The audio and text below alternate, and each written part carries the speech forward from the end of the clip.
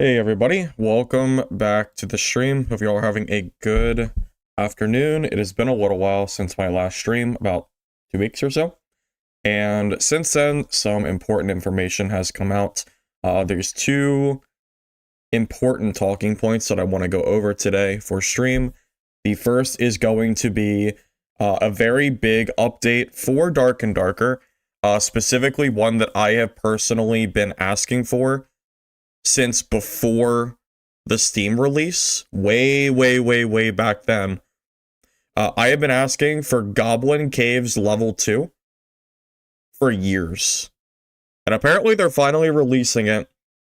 So I want to go over the patch notes and then kind of ask myself, is this enough to actually bring back players to Dark and Darker or not?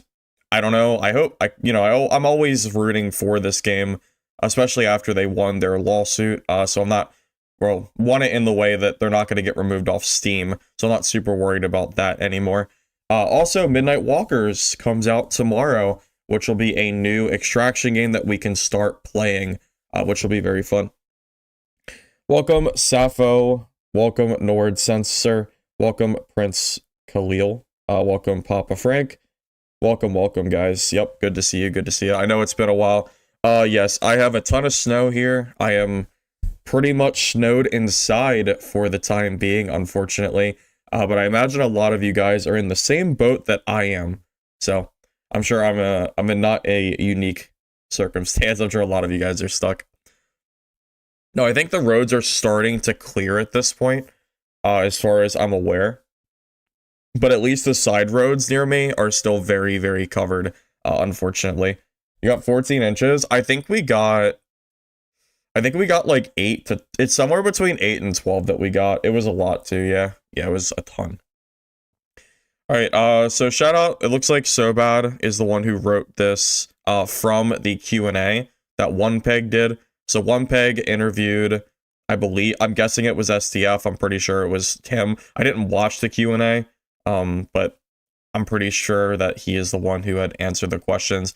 I don't know if anyone else was around during that Q&A. Correct me if I'm wrong on that. I just know that OnePeg did a Q&A with Iron Mace, and then Sobad helped write this, the notes, and then looks like the Warden formatted it. So shout out to these three for actually getting it into a compact reading format, so we don't have to go back and try to sift through the entire Q&A from OnePeg. So that is very useful. Started stream notes. Season 7 was bad. It wasn't good. It was a miss. In terms of balancing the system, it didn't support players or casual. Wait, that's interesting. Is this something that SDF said? Did Iron Mace say this? I will say, at the very beginning, I'll give my own 2 cents, because the beginning of Season 7 was the water map. The water map, the Faustian bargain system, and whatever else they ended up adding. I think it was kind of some stuff kind of littered here or there. I don't remember exactly what else changed, but the big thing was the water map and the Faustian bargain system. Just at the very beginning, I was pretty hopeful. The water map brought a lot of players back to the season. And there was also a lot of people using the Faustian bargain mechanic. And then the Faustian bargain kind of wore off. I think, people got tired of having to go in, get kills, die, and then kind of repeat that loop to get the mob spawns. But then as the mob started to get nerfed, the system itself was not as interesting. There is definitely a case for it was too strong and a case for maybe over-nerfed in some senses. Regardless, I think the system was cool, but definitely needed to be in the game a little bit differently than the way they had it. Maybe instead of having to go in and get kills, instead it's more like a scav system where you just go in as a Faustian bargain mob. Then if the mob is not like overly strong, you're not screwed out of the whole match if you go in and spend your time to actually get that. Also, the water map was fun at first. I think the map was aesthetically pleasing. I think it looked good. However, the water combat, quite frankly, was bad.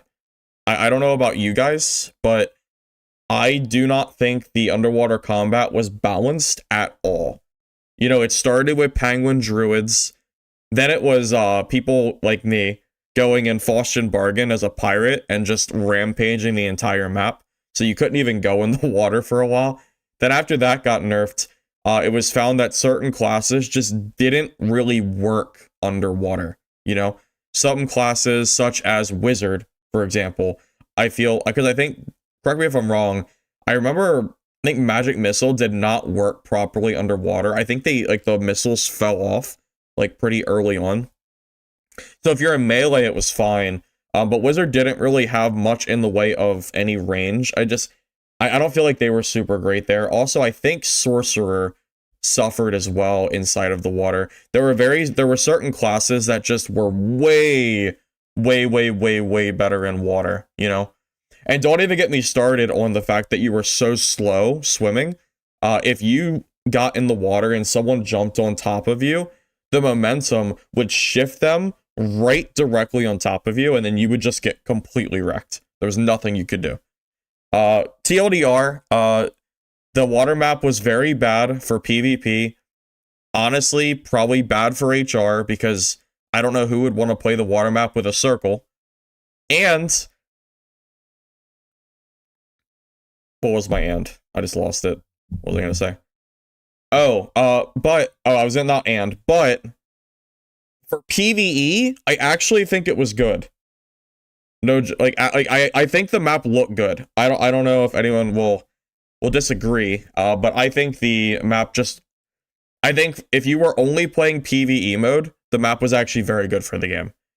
However, I don't think this game has enough PvE players, and I don't think the game itself has enough content for the PvE mode that is enough to really, you know, keep people playing. And I think that showed in the Dark and Darker player numbers, as we've... let's see, player count. As we can see here, it is very clear that this season was a bust. We are almost at the lowest point in players I've seen in probably in a year. I mean, look at the lows. The low on Steam has never really dipped below like 4,000, except one time on June 30th. That's it. All the other times have been like 4K, 5K, 8K, 10K, 12K, whatever. We're down to 2,000. This is bad. Even for end of wipe, this is really bad. Like, this season absolutely did not succeed at all, which is sad to see, because most of you know, my favorite genre is melee extraction games, and unfortunately, we are, you know, watching one of my favorite games I've played kind of just fizzle out, which sucks. Welcome from Bumbly. Welcome. Hey, Gravs Med. Good to see you, man. Good to see you. Magic missiles were OP underwater, and they removed the chasing mechanic of them in the first week. Yeah, you know what? I do remember that. Yeah, because after they did the nerfs in the beginning to Wizard, I do remember the class feeling significantly weaker compared to, like, just playing, you know, really Druid, I think was one of the more popular classes on that map. Even without the Penguin form, even without it, the ability to Panther Chicken Jump across different land masses, I recall being really good for getting away from people, because the water is so slow that if a Druid Panther Chicken jumped away from you across the water, you couldn't chase them, because you would just die. So there's that. All right, so how was the water map? This is getting into the Q&A section of the stream. Again, my understanding is I know it was SDF answering questions. I don't know if anyone else was involved besides SDF and OnePeg, because I did not watch the interview. All right, so SDF likes it a lot more now, according to the water map. Random maps in HR were not received well, and HR map wasn't ready originally. So I am interested in why SDF likes the water map more now versus the start of the season. I am not aware of any significant changes that would sway the opinion of the game in one way or the other. My understanding was that a lot of people did not enjoy that the water map had a circle, but I guess that's an HR issue, not a normals issue. And I can also see here, random maps in HR were not received well. This is not news. Anyone who's been around Dark and Darker for the last few years should know that we go through a circle. It is a cycle, and we do an update, and then we revert the update, then we bring it back, and then we take it away again, and we keep doing that over and over again. We've seen random maps in HR at least twice. We had it way back when. They removed it because people didn't like it. They brought it back. People still didn't like it.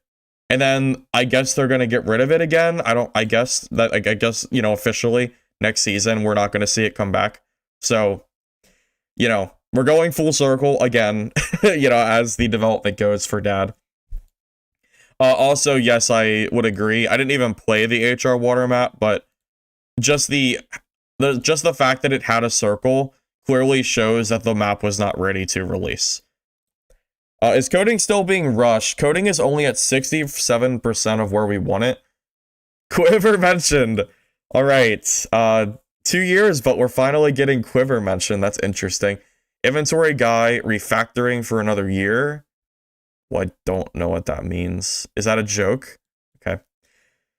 Barbarian should get to dual wield two-handed weapons, but that causes issues. Is that real? Does SDF really want Barbarian to dual wield two-handed weapons? Well, let me tell you, if a Barbarian has two Warmauls, you'll never catch them, or they won't be able to catch you, because it's too much weight loss or speed loss. But at the same time, I guess you could never melee them, so that's interesting. Lag hitching is caused by player inventory, and we need to fix all that spaghetti code. I did hear that players were experiencing issues with lag. I have not personally played Dark and Darker in a while. Really, from my streams. However, I did hear that lag was popping up for the game. Quiver mentioned more, so I guess, are we actually going to get a Quiver this update? That's interesting. We've waited so long, and it's been such a community joke about this damn Quiver for so long. I don't actually know what's going to happen with that. We'll have to wait and see. Yeah, Umpax, I mentioned in the beginning, these notes are from So Bad Strange. That came from the Q&A from 1peg. And then it looked like, I think it was Warden Nessie. Was it Nessie? Yeah, Warden Nessie reformatted it, yeah. Yeah, these are not my notes. I took these from Reddit. It looks like So Bad had posted it. So, yeah, I did not make these. I did not watch the Q&A. Let's see. Quiver mentioned more. We actually have to hack our own systems. We need top talent on inventory refactoring, but that would take them away from other systems. It looks janky, but Quiver releasing with Season 8. Okay, so we are going to have a Quiver releasing for this next update. But apparently they have to hack their own systems in I guess their own words in order to get a Quiver released. I don't know if anyone here does game development. Can someone correct me if I'm wrong? Isn't something like a Quiver supposed to be relatively easy to implement? And the only reason it would not be easy to implement is because, in their own words, by the way, the only reason it would not be easy is because you have some kind of crazy spaghetti code and you're not able to do it the way that you should be able to. So you have to kind of go out of your way to implement that system into your game. Is that a reasonable thing to say? I think it is. I can't believe how long it has taken for them to do something as simple as a Quiver. That it is genuinely surprising, the answer they've given as far as the Quiver goes. But we're getting it, so I guess we'll just be happy and move on, right?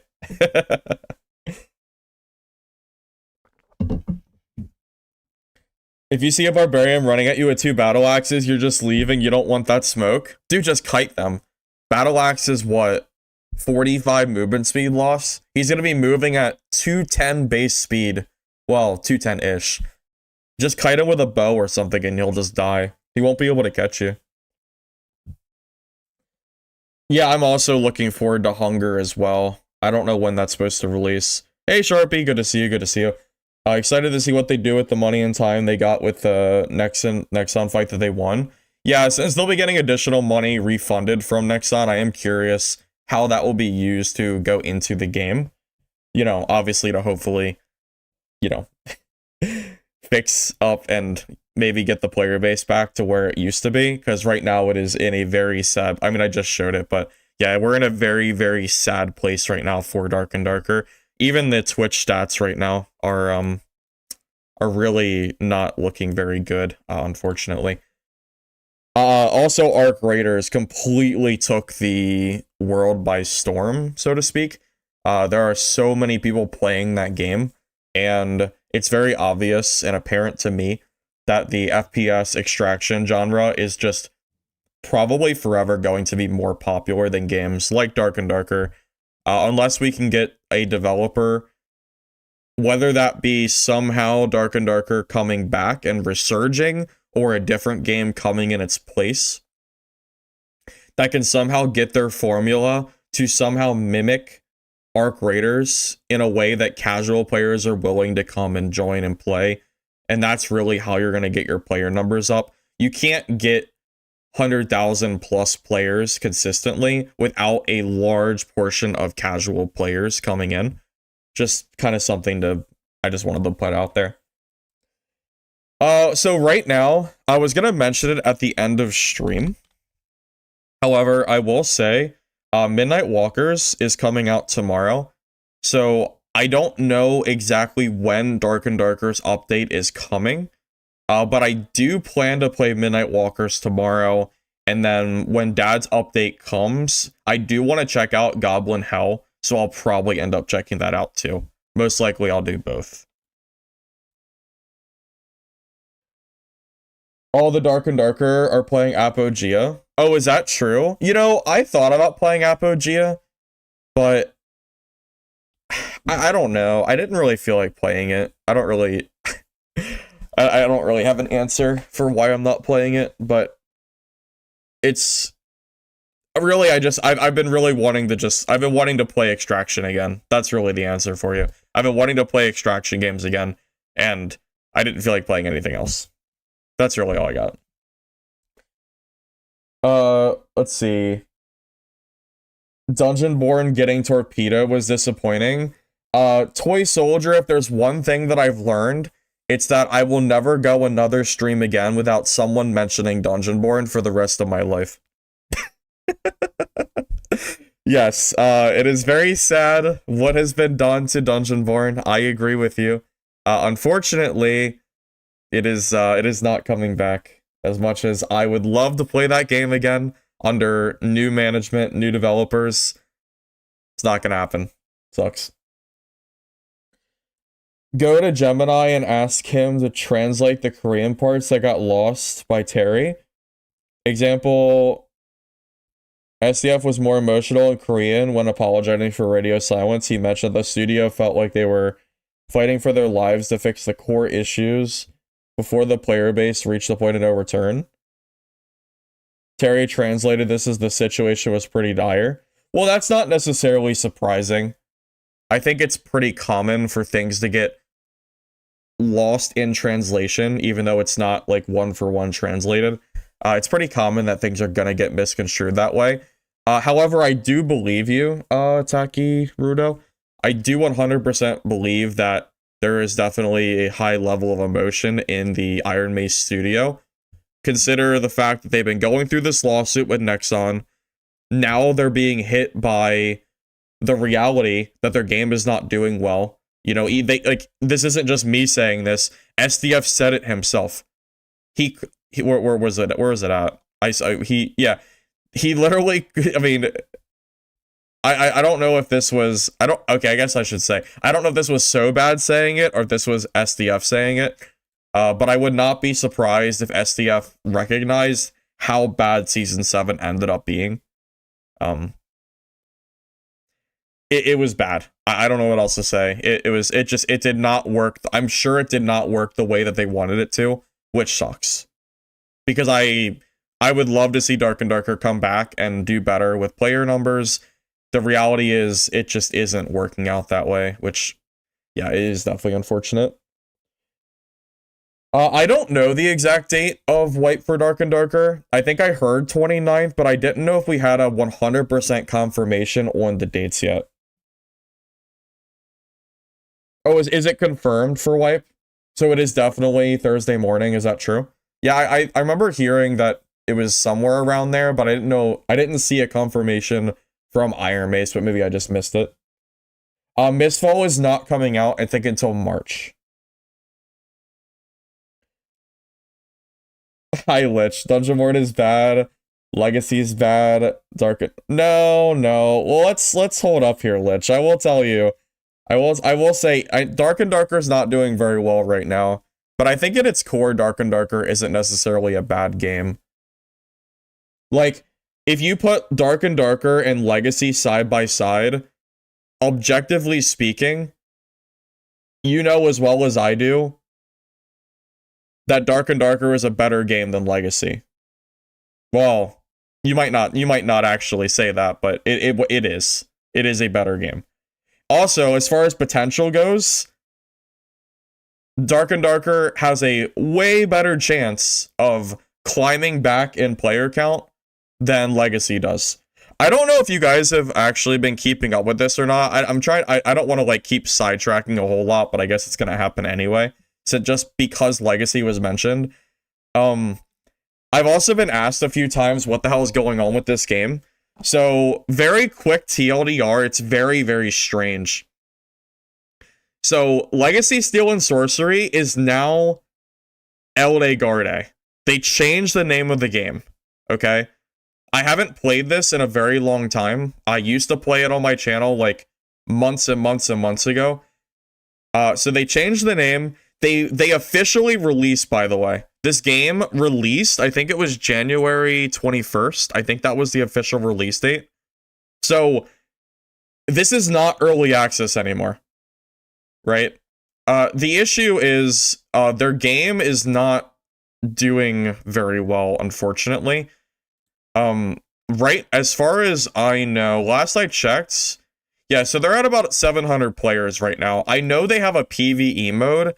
To be honest, I think their player base is so small for a PvP game that I think this game, in order to, like, you know, sell copies and continue to be, I don't know, just continue, I think this game might have to lean more into their PvE. I personally am done with this game. I am not going to play any more Legacy. But just because it was mentioned, I figured I would just put it out there. Yeah, this game released, but I'm not really planning on playing it anymore. Okay, how do you feel about the Q count and where gear is balance-wise? Too many Qs. Again, circle. It always goes back to, we had a lot of Qs, we removed the Qs, but they did it in the wrong way because they decided to remove solos and duos. Then they brought back solos and duos, but they also added more Qs on top of it. And then now I guess they want to take more away again. There is a very... Iron Mace is very, very good at one thing, and that is doing updates in a circle and reverting the updates that they did months ago and then redoing it over and over again. They're very, very good at that. You have no idea what miracle they have to do to change the minds of people who believe devs since the start. You mean you don't know what you don't know what Dark and Darker developers have to do to get people back to the game? Yeah, that's I don't even know if there's an answer I can give. Sorry. I don't know if there's an answer I can give for that question. It's a lot of work. I think that is the simple answer, is it's going to take a lot of work for the player base of Dark and Darker to truly thrive from where we are right now. 100%. Gear gap issue because gear has to feel... Oh, yeah, yeah. Gear gap because gear has to feel good to loot, but not be so good that you can't kill people that overgear you. You know what's funny? Arc Raiders does the opposite of this, but not 100% in its own way. Arc Raiders allows you to go in with starter kits and then kill anyone in the game. Like even like the end game guns, they're not particularly great for PvP. My understanding is a lot of them are more like PvE focused. Obviously, some of the guns are decent for PvE, but a lot of the starter trash that you start with for free is completely capable of killing like any player. However, Arc Raiders is still insanely popular, and a part of that is because the game is so casual friendly. The problem is, I think melee extraction games are harder to balance because it's not as simple as someone sitting in a corner with a Stitcher with, you know, a few level ups from it, or even a naked Stitcher, it doesn't really matter, killing someone before they get a chance to react. That doesn't really happen in games like Dark and Darker, unless you want to think about like Landmine Rogue, but you kind of still need some gear for Landmine Rogue. If you're just, you know, completely junk starter Squire gear, it's not really going to work the same way, obviously. But yeah, Melee is a lot harder to balance than FPS is, but at the same time, Melee is also a lot more skill-based to me, and that's part of why I find it a lot more engaging and fun. Every fight in a Melee extraction just feels more...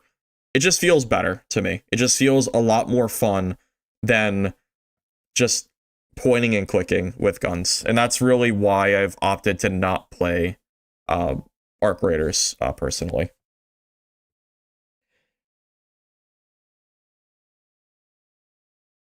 You think they've already tapped the demographic market of the extraction PvE combat? You can't imagine Dad getting an influx of new players because of that.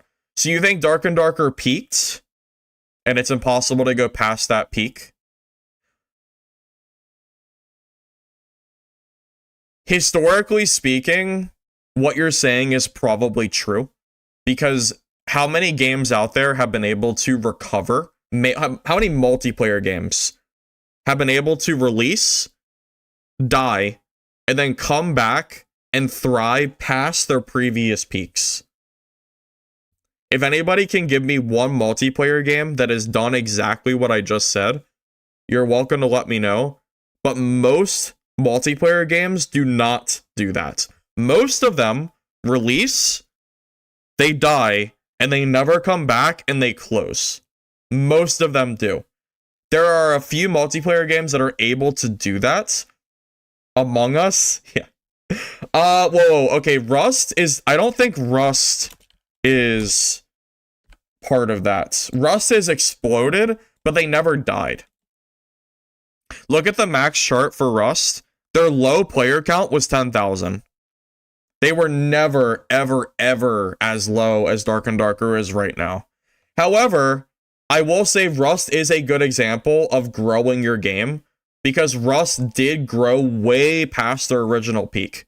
Even though they didn't like quite die, this is a good example still. I'll admit, this is a decent example. Because, I mean, you're talking, what is it, like 50,000 peak, 60,000 in 2014? And then they went up to, I mean, God, you know, hundreds of thousands. Like, they're still hitting, like, new peaks. Like, this is crazy. Like, for a game that's been out for over 10 years, Rust is doing so freaking good, it's crazy, you know? So yeah, I'm with you. Now, it never died, though. Check No Man's Sky. Yeah, I know that No Man's Sky has done very, very well for themselves as well. Not multiplayer, but same difference. Yeah, so way back, they started with 200,000 peak. They died, like, actually died down to 2,000 players. Actually, no, lower, 1,000 players. And then they started updating the game, and very, very slowly but surely, they have recaptured their audience. So you know what? This is a good example for a non-multiplayer game. You know, like a non-like PvP game, but it's still a good example of something that died and then was able to come back with, you know, a big resurgence of players. You got tired of Ark because of how boring the loot got. You love all the stats and building up a kit in Dark and Darker, but that makes it so impossible to balance with all the different classes as well. I agree with everything you just said. I think I've said that exact same thing on stream. Ark Raiders loot is boring to me. The kit building is fun. However, that also creates an issue of it's a lot harder for casual players to get into combat like that. So it's a very difficult thing to balance, and I don't really have an answer as to how you can balance that. But I agree with everything you just said. They're also printing money with their marketplace. Oh, Rust? Yeah, I know that Rust has a huge marketplace pool with people buying skins or whatever else that they're buying inside of Rust. Yeah, I'm aware of that. Life on Hit combined with Cryomancer from Dungeonborn, and you won any 1v1. Well, yeah, Dungeonborn died because it had really bad balance, and then it never got fixed until the point where the game died off and the devs gave up. Well, you know, Dark and Darker has had its own Life on Hit. Do you guys remember? Oh my god, what is it called? Barbarian had Blood Exchange that got buffed to the point where it was just like Dungeonborn's Life on Hit, where you would walk up to someone and you would gain more health than you're losing, and you would just finish fights with full health. It was so stupid. So dumb. Yeah, Dark and Darker went through a few phases like that as well, unfortunately. Hey, cancel flights. Yeah, I look cold. Yeah, I have my jacket on. I don't know if you guys are aware. It snowed like a foot. Well, it snowed a foot where I am, at least. And it's very cold. I think it's been near zero most of the days. I don't usually wear jackets on stream. Actually, probably a first for me. But it's just cold in my room, so. Also, usually, like, jacket makes it a little bit harder to play games, because it kind of, like, hits the mouse a little bit, but I'm not playing any games right now, so it's fine. Jacket looks comfy. No, it is. I've had this jacket for a long time. I'm sure a lot of you can relate. I have a lot of clothes from, like, the last 10 years, and they're still fine. This jacket's at least 8 years old. It's fine. I'll replace it when it, you know, I don't know, I guess I'll replace it eventually. You're on the West Coast, it's 50? Yeah, I'm on the East Coast, and we got hit pretty hard here.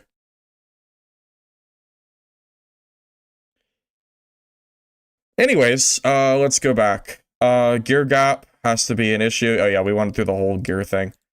Iron Mace is removing HR PvE.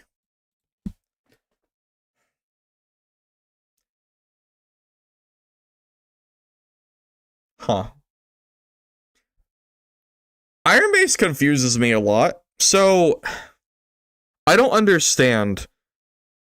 They added PvE, then people asked for a more challenging PvE mode. So they added HR PvE, and now they're removing it. So I guess that means the mode just isn't popular enough, and it's... Yeah, I can link the Google Doc. That's so weird. Can anyone tell me why this is getting removed? Is anyone aware of this?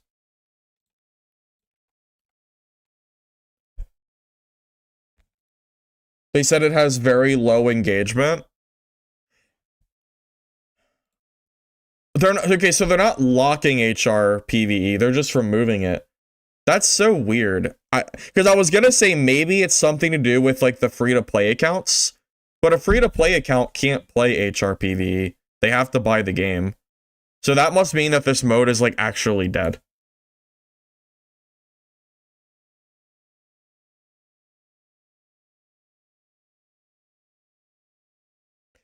HRPV is not doing well in numbers. Yeah, no, it has to be the case, 100%. Oh, also, this is kind of off topic, but not really. Did you guys see that Dark and Darker mobile got closed, got shut down? I'm convinced that this genre is cursed. Every single melee extraction game releases and it dies. All of them. I mean, how many games have we gotten? Dungeon Stalkers, Legacy, Dark and Darker Mobile, Dungeonborn, Greed is Good. There's more. There's definitely more. I'd have to like really think about it, but it's like every single one, man. They all just die. It doesn't matter. Oh my god, man. They're all copies? Yeah, but Dark and Darker is not doing very well either. I just showed it, Tony, but Dad is at we're at the lowest point in history for Steam. We've never been this low in player count. Even at the end of Wipe, this is really bad. So Dark and Darker is also dying. Like, the whole genre feels cursed. I don't know how else to put it. It's not doing well. Better than those games?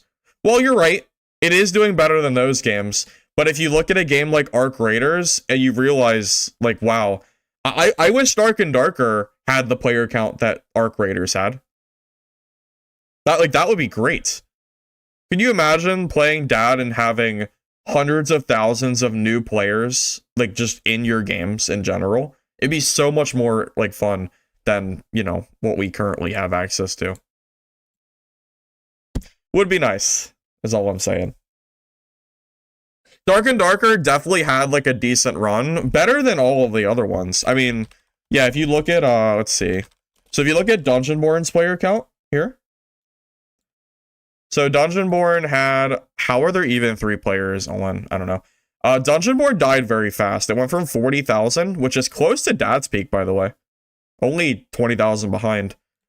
And they died in, like, I don't know, 3 months, 4 months. It did not take them long to plummet off a cliff. What was it? What's that game called? Dungeon Stalkers. Dungeon Stalkers also fell off a cliff and died. So, I don't know about you guys. I know you guys are going to tell me I'm stupid. But that's fine. I thought Dungeon Stalkers, at least in the first, like, 3 days, I actually had fun playing the game. No joke. I actually had fun playing this game. I know that it was, like, joked on a lot. But the gameplay wasn't that bad. It wasn't great, but it wasn't bad. Then the cheaters started coming in, and I quit the game.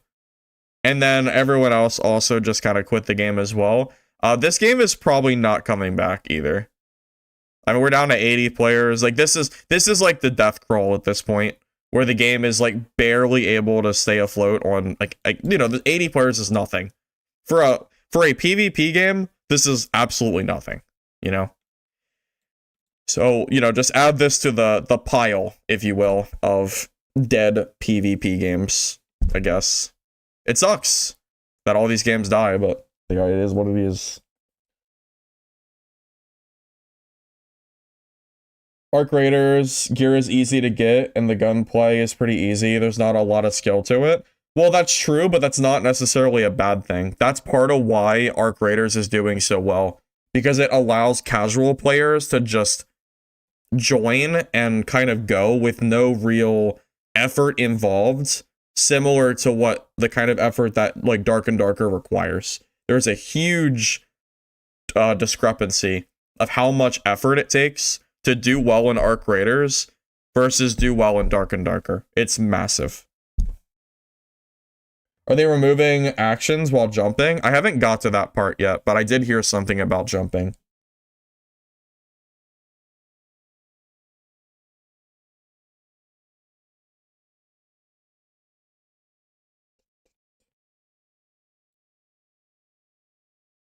Oh yeah, I'm with you. Arc Raiders free kit is definitely way more friendly. Absolutely.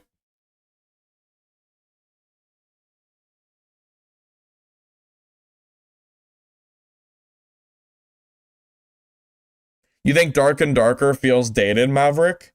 You know, that is a reasonable thing to say too. Think about the last few years and think about all the classes that Dark and Darker has. Wizard is casting the same spells that they've been casting for almost the last 2 or 3 years, with very little update to their spells, their perks, their skills. a lot of classes are doing the same thing that they were doing 2 years ago. And that's also a problem as well.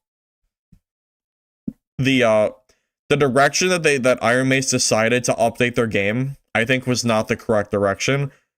To me at least, one of the most enjoyable things in extraction games is, you know, playing around with new stuff that gets released on a class. You know, whether that be new perks, new skills, new weapons, maybe meta changes, like significant weapon changes. But Iron Mace never really spent a lot of time adding perks and skills and like the abandoned skill tree and stuff like that. So a lot of the classes feel kind of the same old that they have been for a while, which is kind of a problem. All you shoot is fireballs and ice bolts. Been like that for years. Yeah, no, 100%. I'm with you. Yeah, Dark and Darker Wizard is 100% mostly just casting the same exact spells that you've been casting for a long time now. I'm with you. Hey, I'm Escusa. Yeah, I'm sorry I've been gone for so long.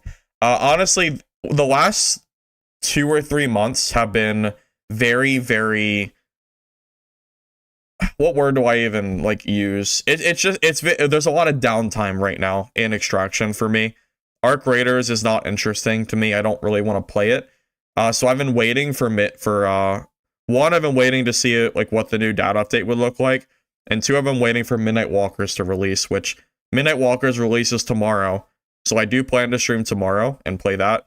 And I'm hoping to come back to a more frequent streaming schedule. More than obvious. I mean, it can't be less than I have been. So I'm hoping to stream more often now. I'm hoping that Midnight Walkers does not just die on release, like all the other games seem to do. And then obviously we'll have the data update that we can also go to and take a look at it. So that's nice as well. Hey, Pocket Sands. Yeah, good to see you. Good to see you. I'm sorry about Caster Cleric. Yeah. Don't forget about Shadows of Chroma Tower. Well, the issue with Shadows of Chroma Tower is that it's not PvP. And I know that's not an issue for some people, but I like PvP extraction games. I was kind of baited by Shadows because Shadows of Chroma Tower started as PvP, which is why I started playing it. They removed the PvP, so my interest in the game is a lot less.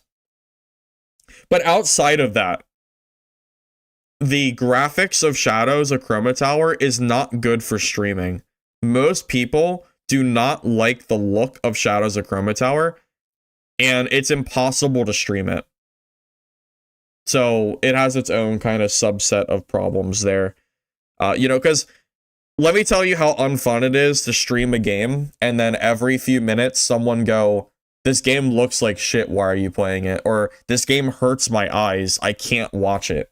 Usually they don't actually say it looks like shit. They don't actually say that. But they do say that it hurts their eyes. Like they can't physically watch it. And that's the problem.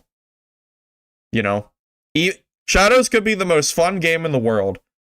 But if someone can't watch it, if you're looking at Shadows and it's hurting your eyes, well, then you're never going to play it. You can't do it. The color choice that they've decided on is going to lock a lot of players out, even though I know some people don't mind the color style. It's really overwhelming for a lot of players. Just want to put it out there. Remember extracting as a newbie by running like Ghost on Wizard and casting door locks at the right moment? That's actually, yeah. There was a time where door lock worked better on Wizard, but now every class can break doors. So door lock doesn't have as much use anymore. Did they bring back Hop? Someone told me that they're nerfing hopping, but I haven't seen it yet, so we're gonna keep reading and I'll see if I can find it. Someone told me wipe is on the 29th for Dark and Darker, Ghost. Wizard's fine as it is. Can't believe it's getting more attention than Fighter. Fighter feels like spit to play. Well, it's not that Wizard's not fine, props. It's not that. It's that Wizard, just as an example, has not seen any significant updates in 2 years. You know, that's the issue. For a game like Dark and Darker that is really supposed to be live service, you need updates to keep people wanting to play.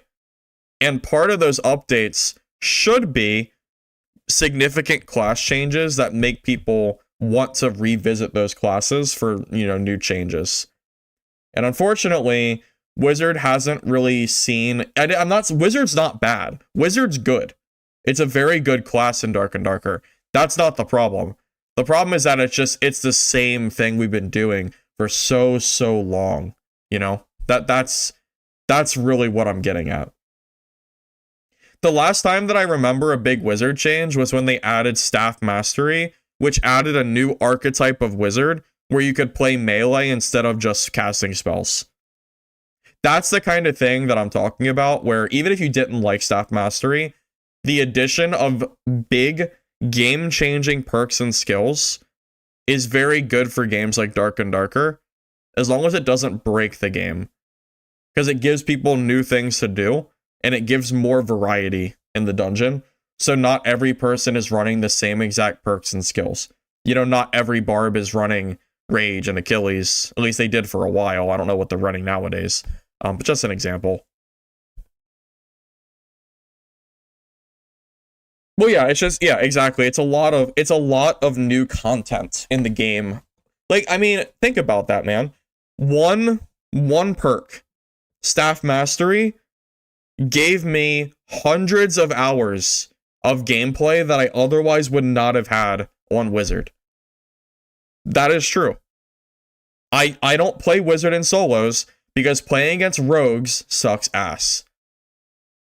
Having a rogue sitting in a corner with Cutthroat, and then I walk in with my spellbook out as a wizard, and then I die for free because I can't cast spells for 2 seconds, it sucks. It's not fun. So in solos, I don't like playing wizard. The moment they added Staff Mastery, I was like, oh wait, I can actually kill rogues now if I get Landmined.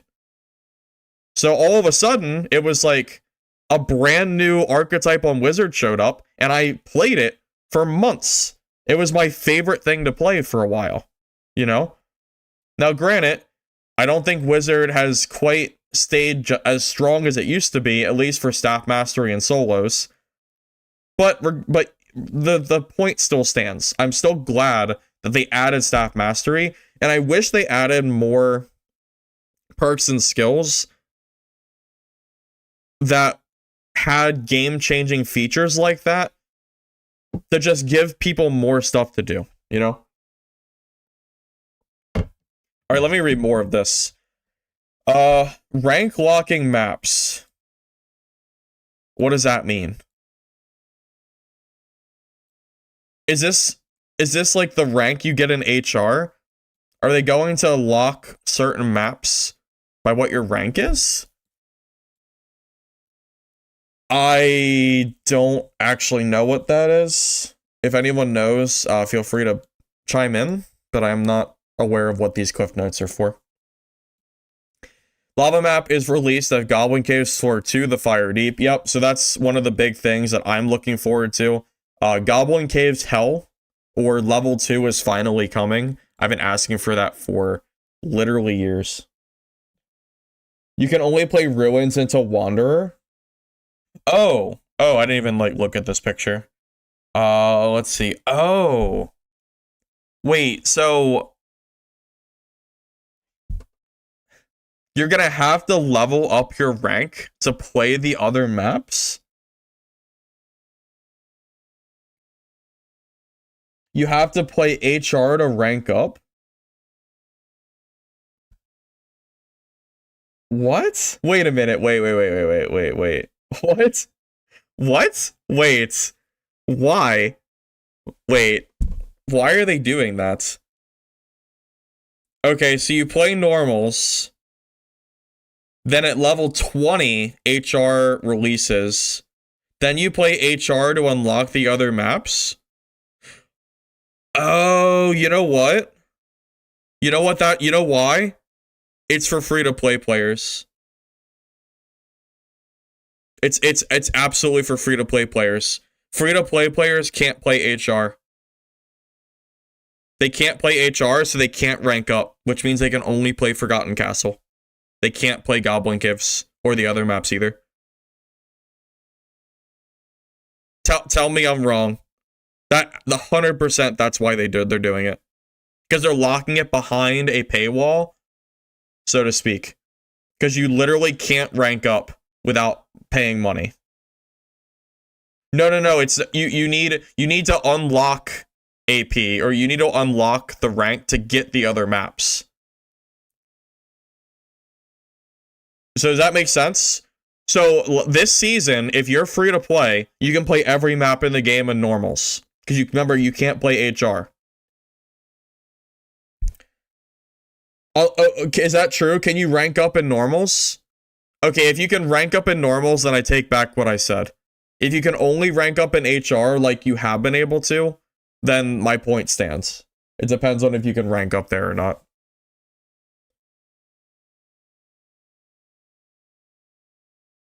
Okay, so they're gonna change how you rank. Okay, then I'll change. Then I guess I retract my statement then.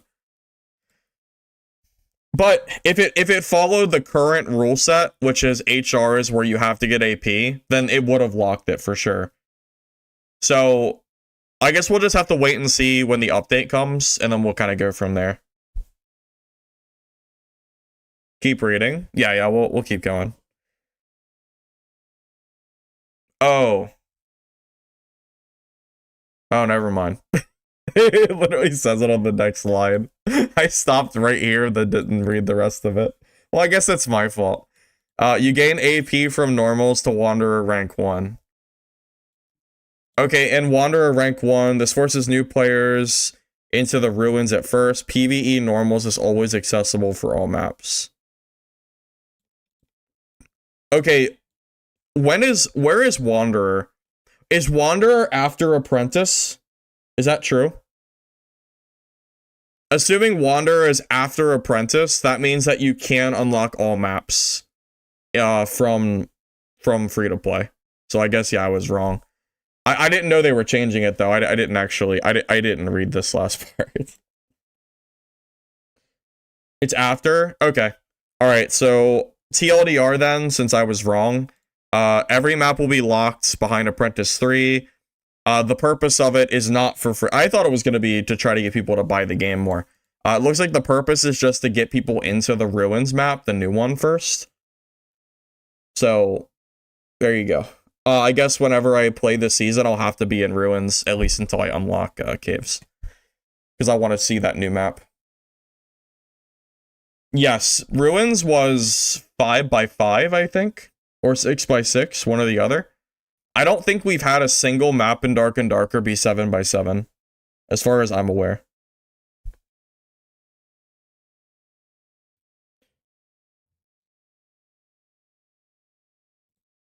Do you think this is also their way of trying to condense queue sizes on, like, wipe day? Because that means on wipe, everyone is going to be in the same exact map. You don't have a choice unless, I guess, you play PvE mode. So everyone who's playing PvP will have to be on the same map. Oh, you know what? That's true. The water map is it 7x7? It's been a while since I played on the water map, so I don't remember. Okay, you're probably right. The water map was pretty big. Okay, so this will be the second map that's 7x7. The Ruins map was never 7x7, though.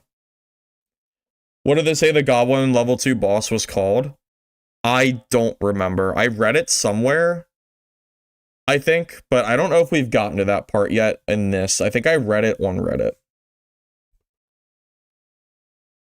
Anyway, let's move on for a bit. Goblin recovery system for Season 8. Yeah, I think I heard that this system was changed. Goblin recovery is now based on your affinity with goblins, so you have to quest. Damn. As someone who doesn't quest, well, that's it's sad. The amount of items he returns is based on your affinity. All game modes have recovery. It's RNG for all your items. At max affinity, you get all items back. In PvP, falling into the void is always a loss of items. Dang. Alright, well, that's a good change. in a sense. I don't know how much I'll benefit from this because I don't really quest. But yeah, that change is fine. That change is fine. How are they fixing ratting? These naked smokepot rogues and druids are ruining the game. Are people still complaining about this? You guys remember like a year ago when the streamers were complaining in trios about people stream sniping as like a smokepot naked rogue and then looting the bodies of the players they kill? And then that got rogue like nerfed heavy. I think they nerfed smokepot at the time to make it basically useless. Also, druids have always been an issue because druid is bullshit, but I do remember like a year ago that popping up. It's really bad right now. There's like 6 druids in every match just looting everything. Well, I hate druid. I can't stand that class. We aren't getting rid of ratting, but druids won't be able to immediately shapeshift. Also, sorcerers can't instacast. Oh my god. Oh my god. Are they finally doing what I asked? Like, I've been asking for that stupid ass perk to get removed from the game for so long. I said that druid never should have had immediate shapeshift. They should balance druid based on having a cooldown. If druid is too weak without instant shapeshift, that's fine. Just buff them in other ways. I've been asking that for so long. Well, that's a W change. Maybe the game will not be full of, you know, just unfun game mechanics. Well, yeah, well, if you can't instant shapeshift, then Panther Chicken Jump is gone, which is a huge part of what makes druid so oppressive. That's a very, very big deal for druid. Alright, Iron Mace just started talking. Oh, wait! Doesn't that remove the door hopping too? So you know how like on Goblin Caves, every door has a hole in the door? So druids just go around and hop through them all while running away from you? Or they might not be able to hop through doors anymore. Because the only reason it works is because they can instant shapeshift as a rat through the door. You can Panther Chicken Jump without mastery, and you can also still jump through doors. It's just a different timing. Is that true? Well, if that is true, it's going to take more skill and effort to do it, because I don't think I've ever seen a druid player not take instant shapeshift. So I'm sure most people are not aware of how to do it. So at least at the start of the season, druids will not be doing it, but I'm sure they'll figure it out eventually. Where can you get the document? Here, I'll pin it, or I'll send it again in chat. Hey, Hassan, welcome. Good to see you, man. Good to see you.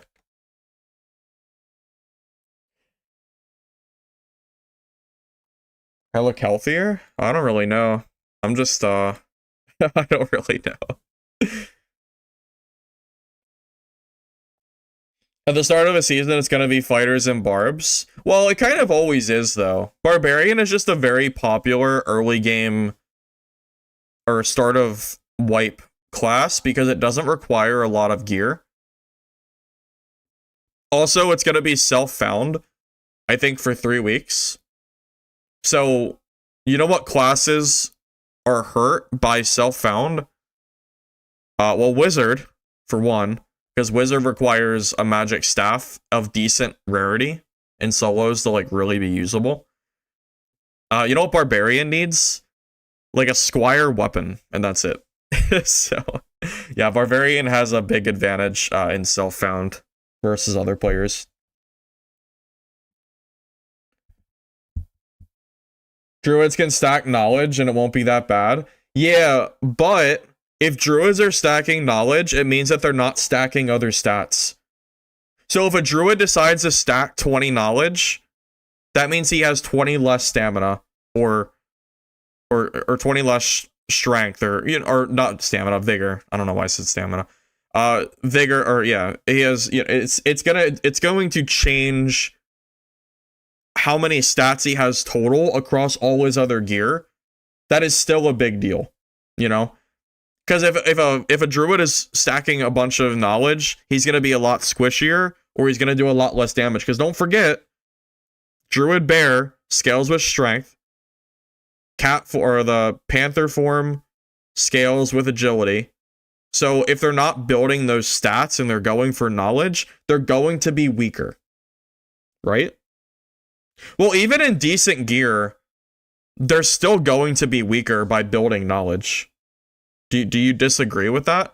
Also, does building knowledge, is that going to affect the transformation?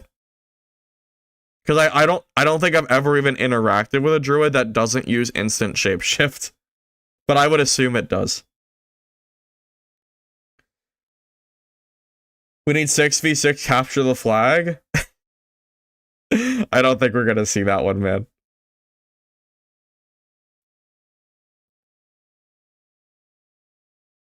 Us quest doers can buy blue gear from merchants. Yeah, I'm really bad at doing quests in Dark and Darker. I haven't done quests significantly in so long.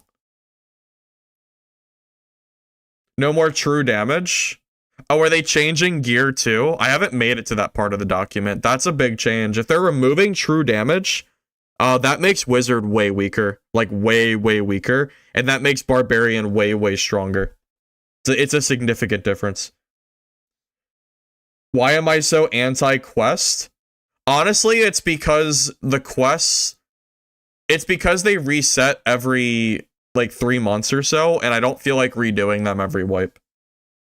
That's really why, I would say.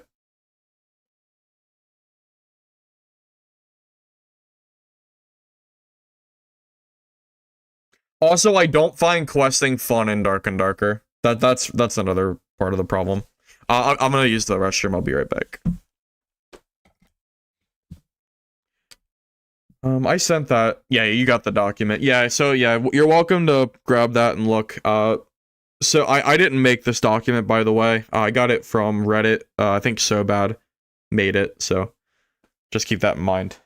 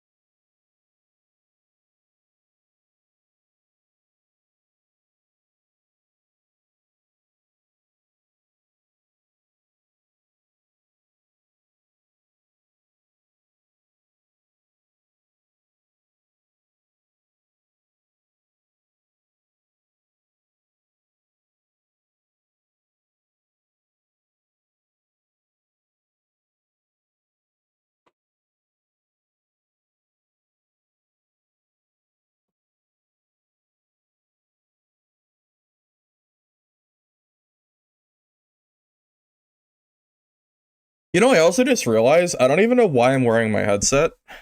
Because there's no sound. There's no sound anywhere. I don't know why I'm listening. I don't know why I had it on. Just have it, I guess.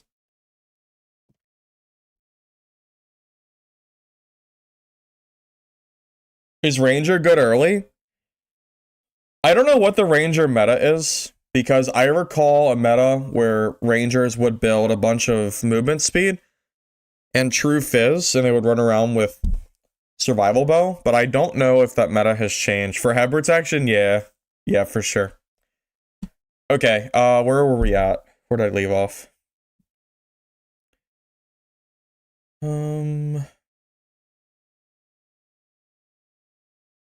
Iron Mace started talking about balance here. Okay, so we're gonna get into some of the game balance specifically. Warlocks can only regain recoverable health back from curses. Life Drain still gets you to 100%. Torture Mastery curses still deal high damage, but it doesn't heal them to max anymore. We didn't have time to test the cost of curses with Torture Mastery, so we'll have to change the values later. LOL.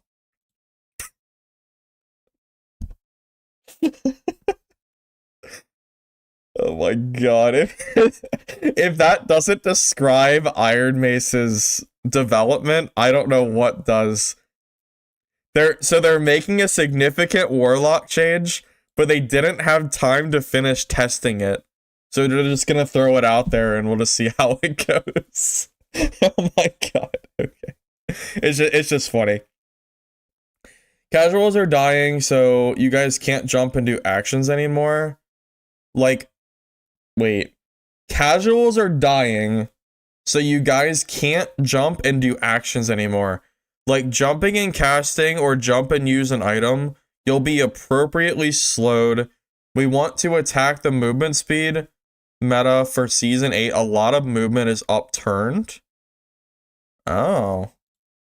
So no more jump casting or jump, like all the jump kiting that people do is going to be completely gone. Well, that's going to make the skill ceiling way lower. So think of all the seasoned veterans that are very good at jump casting or jump, whatever you're going to do. That being gone is a big, that raises the ceiling significantly. Yeah, that's going to make the kiting a lot harder.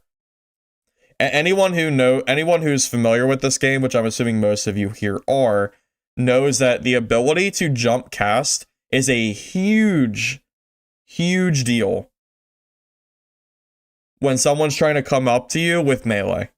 It makes it way harder to ever catch up to them in the first place. Well, the issue is, most of the time when you take damage from range against a player, when you're trying to chase after them, that damage is permanent. Like, think of it this way. If I'm fighting a ranger and I'm like a couple feet away, every time he hits me with an arrow, it's not going to get healed. If I take out a healing potion or a bandage, he's going to just hit me more, unless I have cover or something. If we're in the open and I'm trying to close the gap, every time he hits me, I'm taking damage. I can't stop it. So, that said, it is definitely going to make it easier for the chasee, or the person chasing, in order to kill that person that's, range kiting, because now they can't just kind of continuously jump and keep momentum throughout the entire game. I'm curious how that's going to look in practice. All weapons can now block and parry. You can infinitely block or riposte a ton of angles in players if you're good enough. I'm a little bit, I'm a little pessimistic here. Not because I think that it's not feasible. I'm pessimistic because the longsword parry has been off for a very long time. Like, for example, like weapons going through your sword because of the netcode of the game. So I'm a little bit hesitant to be excited for a mechanic like this, where I've seen weapons like go through the parry. Like, if they can fix that and the game consistently registers where you're hitting, then that's great. The last time I streamed this game, which was 2 weeks ago, I was playing Magic Staff Wizard. I hit a guy, it went through his entire body. I died. I rewatched it on stream, and we watched my staff go through his body. So I know for a fact that their netcode right now is not up to par, because otherwise something like that wouldn't happen. So I hope that if they're doing something like this, they're fixing those issues. I hope so. Achilles can be applied to thrown lanterns. Is this a bug? We didn't look at that. The balance team argues all the time, and that team is Paul, and he argues with STF. Is that really what he said? is that really the answer that we got for that? So is it a bug or not? So anyone who's not aware, Way back in the day, funny, I remember the timeline because it was during the first Soapy tournament. So most of you might not even know because it was before like I don't know how to explain it. Soapy had a tournament before like the big tournaments. His very, very first tournament, his testing tournament, if you want to call it that way, I won that tournament. I won it on Barb. And I won on Barb using Achilles lantern throws. Because at the time, it worked. Then Soapy went on to do other tournaments after that, and then I guess that first tournament that I won like kind of got lost to time or something. I don't know. But regardless, that's around the time where I know that it worked. And then they updated the game and it stopped working. And my understanding is it was gone because I thought it was a bug. Well, now it's back. You can throw lanterns and hit Achilles Strike again. But I don't know. I guess they don't know if it's a bug or not. So I'll just move on, I guess. Are there new perks, abilities, and spells? Well, I just talked about that a little bit ago, how this game desperately needs new stuff for each class. He wanted to do every class, but only Barbarian and Fighter got new stuff. Oh my god. We just talked about this.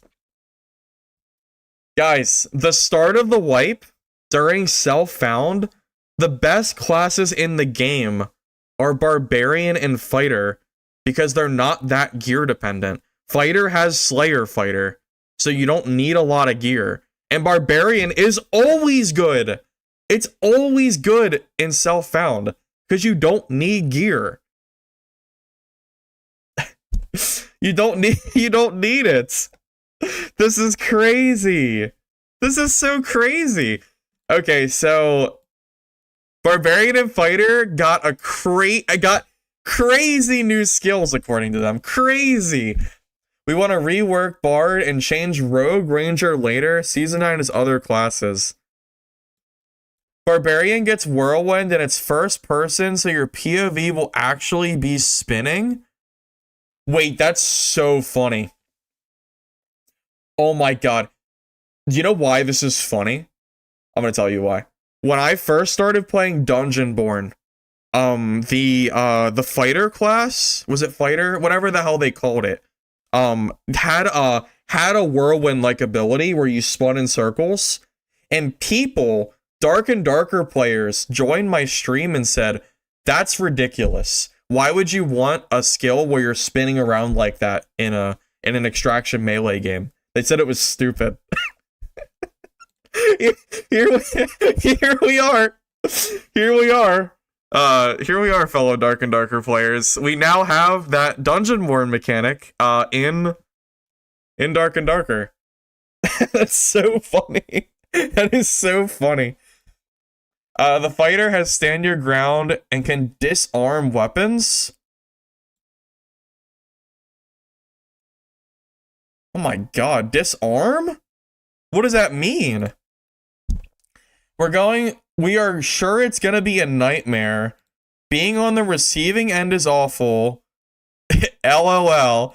Barbarians can throw their weapons like a MOBA. What are they even talking about?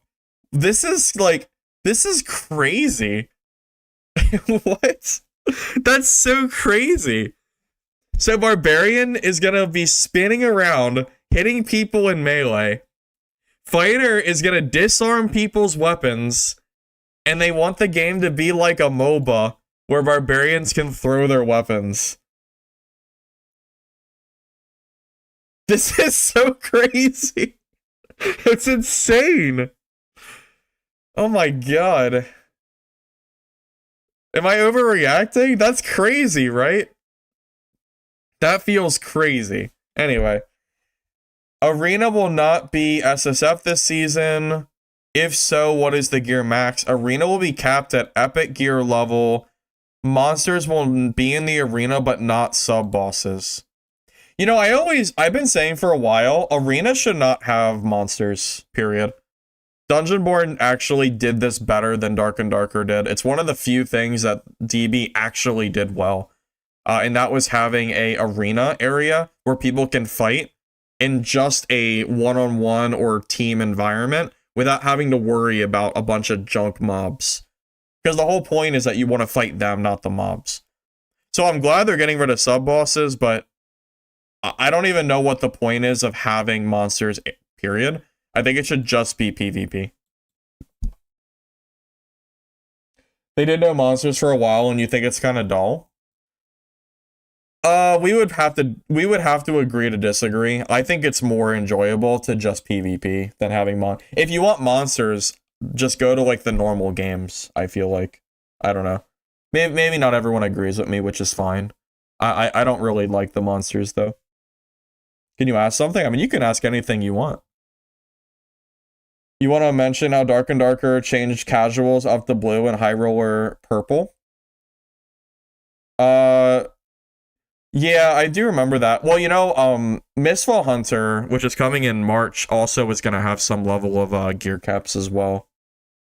I don't know if Lich is still here or not, but he's very excited for that game. I think he's just as excited, if not more excited for that than me, which is crazy because I am really looking forward to that game.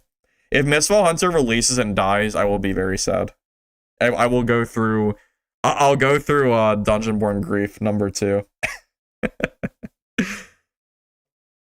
Because no joke, Mistfall Hunter feels like a better made like DB, to be honest.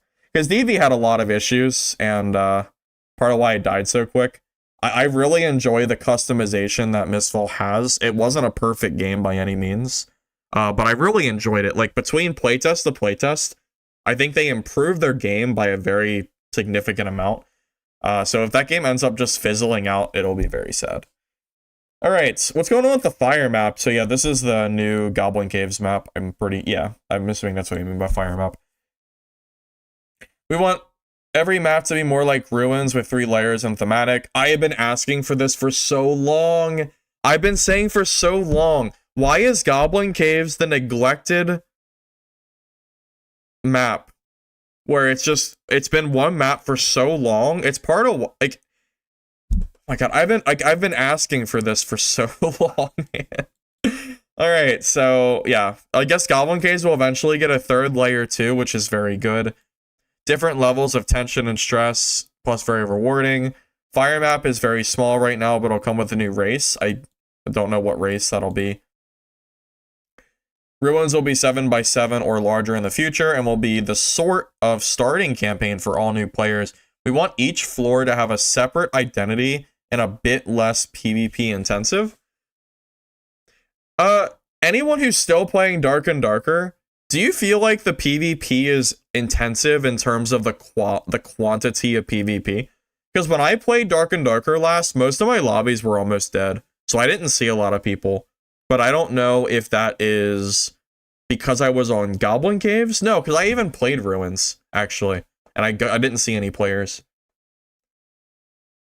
Does anyone else feel like you're not seeing a lot of people right now in Dad? I think it's the queue. I think it's like the queue size. There's so many queues, so you can't find the people that are on, you know? Hassan, I do not have any connection with the Dungeonborn developers anymore. They have all cut contact and vanished, as far as I'm aware. Fighter and Barley meta since they have movement speed perks and don't rely on true damage. I agree with you. 100%. Dungeonborn dev dipped completely. Yeah, no, he's gone, man. He's completely gone. Yes, I do plan to play Midnight Walkers tomorrow, and I'm hoping to start streaming more consistently with the launch of Midnight Walkers and the launch of Dark and Darker's updates. So yes, I am hoping to play some more.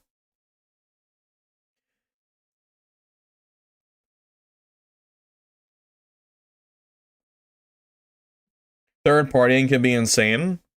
Well, third partying can definitely happen, but more often than not, at least when I was playing, I felt like I didn't see a lot of players.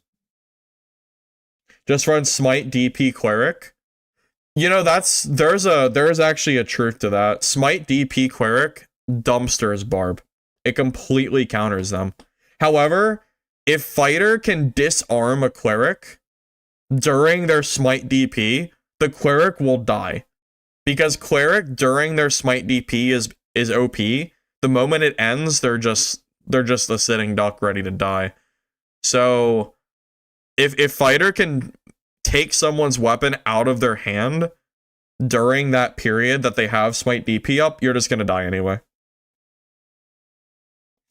Smite TP doesn't require that much gear, but you still need some gear because you want to scale your armor to at least 35%, so you hit the 65% cap. That is the technical best way to do it if you can.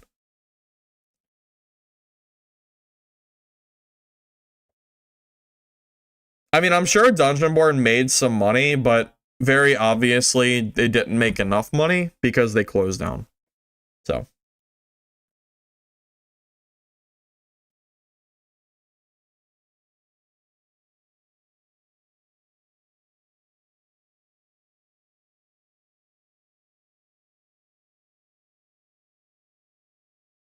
Six seconds of physical reduction can be baited? Well, yes and no. Don't forget, Smite is going to slow down your movement speed. As a barbarian, if a cleric knows what they're doing, they can force the barbarian to only fight them during the slowdown, and then you'll lose. It really is a skill issue on the cleric's part if you're dying. The barbarian really should not be winning that fight, usually. Gear can become a factor as well, though. Hey, Ghost, welcome. Good to see you. Yeah, I've been reading over the changes. There's definitely a lot of them here. Alright, the endgame map will be improved to provide more real-time information. This is easier because we removed the circle. Alright, we're going full circle again. we're back. We had a circle, then we removed it, then we brought it back, then we removed it again, then we brought it back, and now we're back to removing it. So no more circle.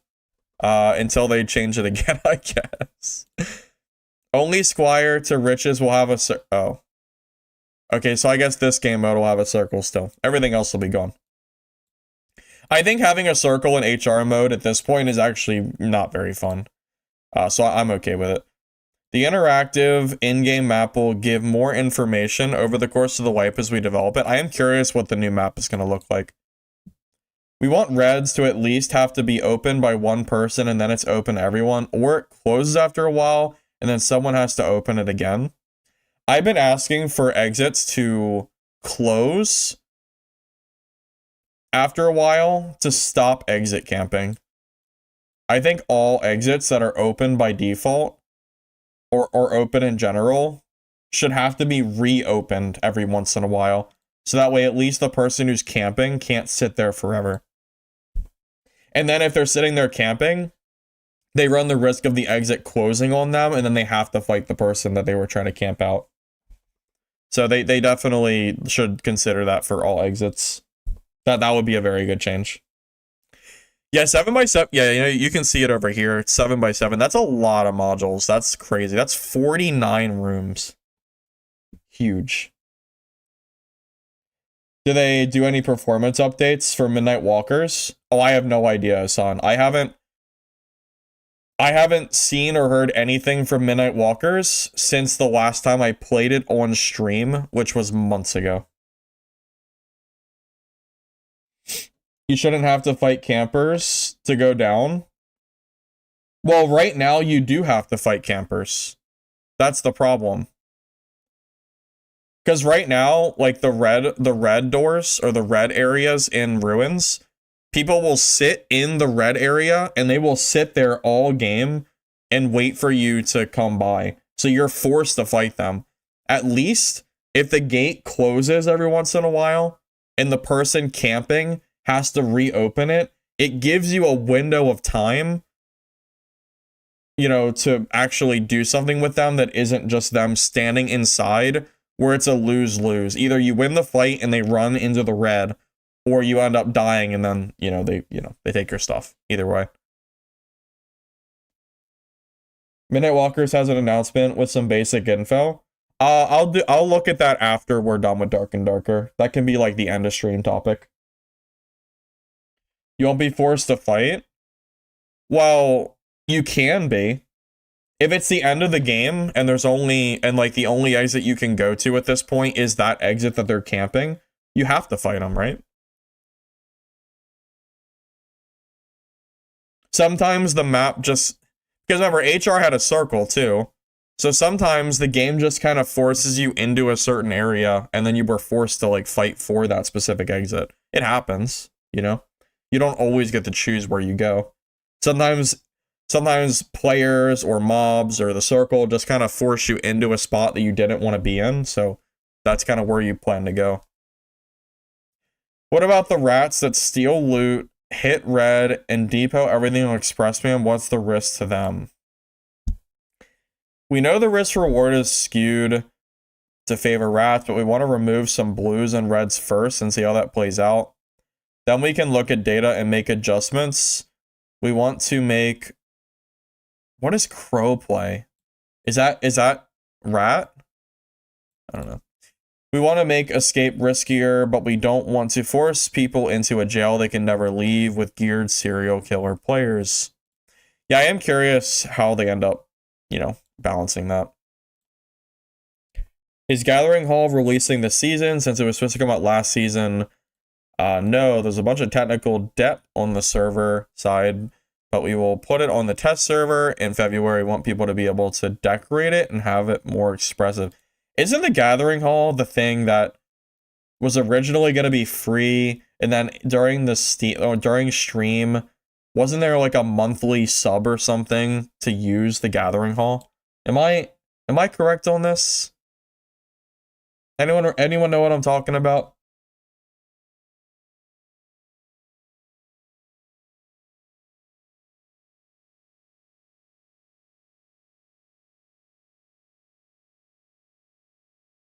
Crow is a Korean term that means rat. Oh, it's a culture thing. Okay, I gotcha. There was something about having to buy a hall for your guild or community. Yeah, so I thought that's what it was referring to, or that's what I thought I remembered hearing about, but I wasn't like 100% sure because it's been so long. Is a skill tree for fishing, mining, or professions coming? Not yet, but we want it to arrive for season rate, especially fishing.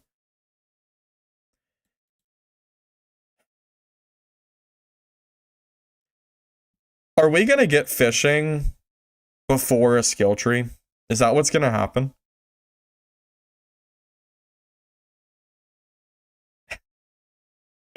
Is that... We've been waiting for a skill tree for so long. Are we gonna be waiting a little bit longer? I don't know. It's gonna be crazy. If we get fishing and mining before like a full depth skill tree, that's gonna be so crazy. Rapid fire questions. Monk? No.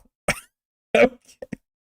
Weren't we supposed to get Monk like months ago or a year ago? They've been talking about Monk for so long. Okay, well, no more Monk, I guess. Points of interest. Yes, there will be POI now that have better reward structure attached to them. Oh. That's exactly what Mistfall Hunter does. I even said it's something Dark and Darker should do. Anybody who's not aware, when you spawn in on Mistfall Hunter's map, if you open up your map, you have certain areas that are high value loot spots. And those are kind of like those are like more contested areas to give you something to fight over. So it's not like just a gold pile, but it's actually areas that have better stuff in them. Also, I think like special mobs can spawn too. And those mobs, like the bosses, will drop really good loot as well.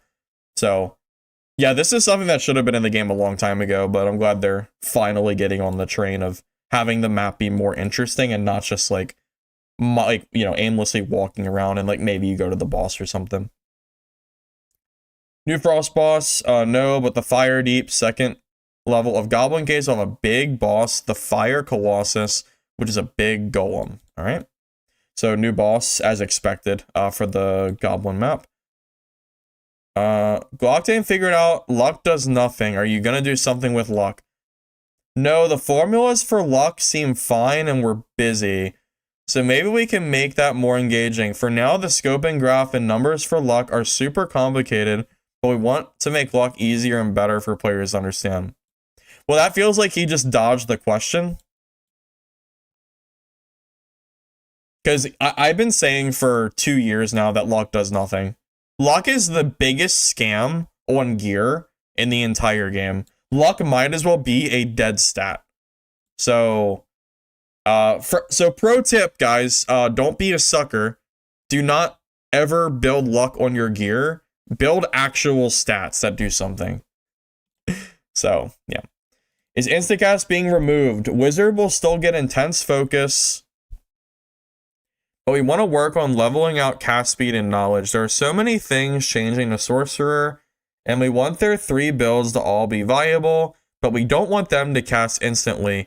Wait for patch notes, but we want to remove bad feel moments for players, like when they get instantly hit by spells and lose huge. I've been asking for this for a long time too. I think Sorcerer is bullshit. I don't like the class. I've almost never liked it. Having sorcerers jumping around, instantly casting spells and hitting you for huge parts of your health, or knocking you back, which as a melee class is super unfun. I can't stand sorcerer in this game. I don't think the class is fun to fight. I've played my share of sorcerer. I just don't think sorcerer was good for this game, personally.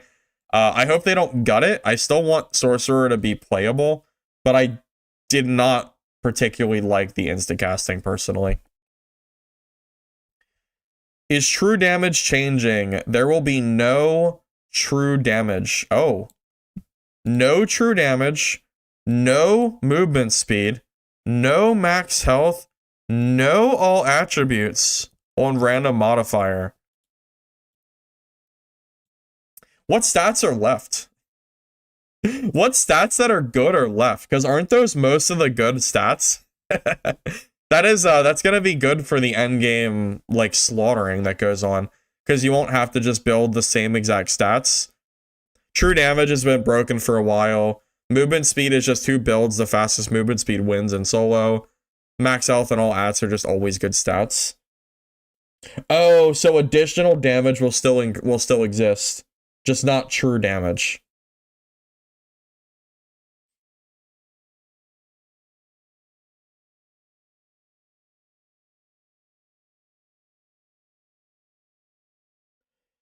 They removed caster only cleric buff? Wait, what is the caster cleric buff?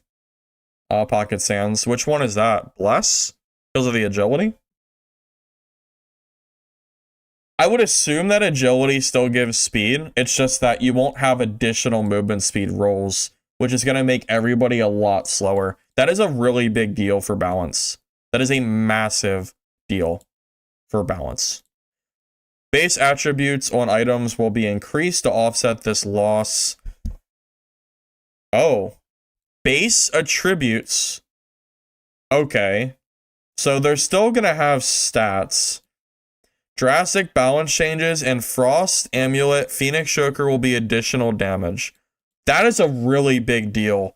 Wait, is Wizard even still going to be good in solo at all? Alright, someone tell me, does anyone here... Because remember, they're buffing Barb. SDF said himself they're giving Barb, like, new crazy perks and skills. Does anybody think that Wizard is going to be able to combat a Barbarian in solo without true damage? Can they combat with additional magic, maybe? What do I think about the movement speed and block changes? So the block changes, I said that the only thing I'm unsure of is their netcode has always been a little bit spotty as far as, like, trying to get parries and stuff go, because I've seen attacks go through longswords. So if they can get the blocking and parrying working correctly, then it could be a okay change. I just found out the movement speed and stuff is gone, so I'm still kind of reading through this. Wizard can still kill you with a few fireballs as long as it isn't a barb. Well, the point was for Barbarians specifically. Wondering if they can combat. Arc Raiders was very casual, friendly, and popular. We want to be more like that. Oh, I see. All right, boys. So I've been saying this since Arc Raiders released, and it looks like the Dark and Darker developers are jumping onto the casual ship. I've been saying for a while that part of the reason that Arc Raiders is so popular is because of how casual it is, and I've given like the pros and cons. And I've even said, you know, these melee extraction games, they do have a hard time because the games are not made for casuals.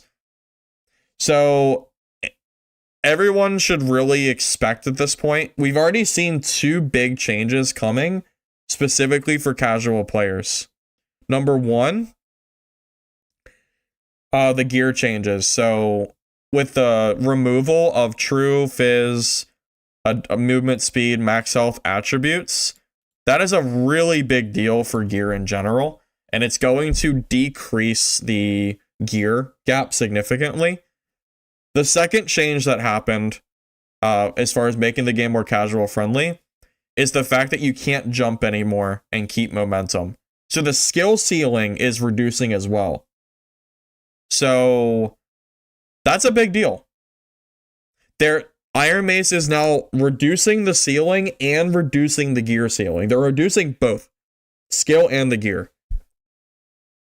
I am not surprised in the slightest, because they're probably going to try to follow the Arc Raider trend and see if they can pull in the casual players. That seems like it's going to be their last-ditch effort to make this game popular again. We want to be more like that, which is funny, because I remember the Dark and Darker players talking like shit over Dungeonborn when it first released, because they said that Dungeonborn just looked like a more casual Dark and Darker. And here we are, like months, well, years down the road, and Dark and Darker is doing a similar thing, in that they're reducing the, they're basically just trying to make the game easier for casuals. Funny how funny how we go full circle on that. Headshot multiplier will go back at 1.5 times. Since people will have less HP now, we will have less features this season than we hoped for. But we're doing a lot of rebalancing and increasing the baseline to make improvements to the systems going forward. The overall power level will be different. We want time to kill to be faster at the low end and slower at the top end. Yeah, I don't really have much to say on this. I'm not surprised that they're trying to jump on the Arc Raiders chip, pretty much.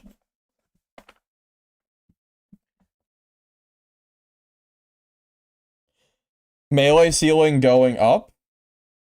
Wait, what do you mean going up? The ceiling is down, right?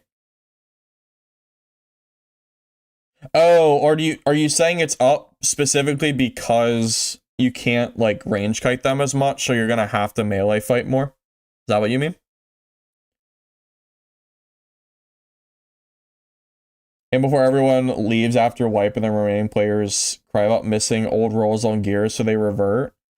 I'm gonna be real with you, Nick. If Iron Mace reverts these changes again after this season, I would not be particularly surprised. But at the same time, I think at this point, it would just be bad for the game to keep changing stuff like this.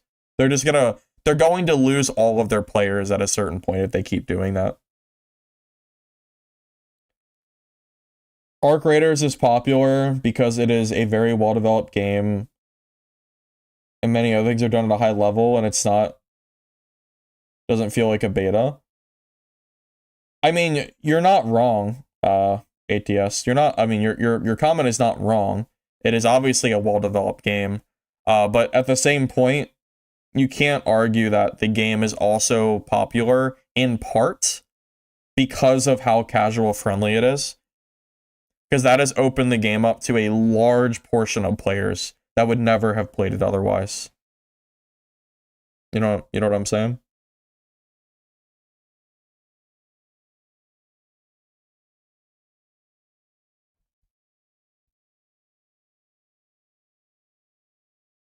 Well, that is true.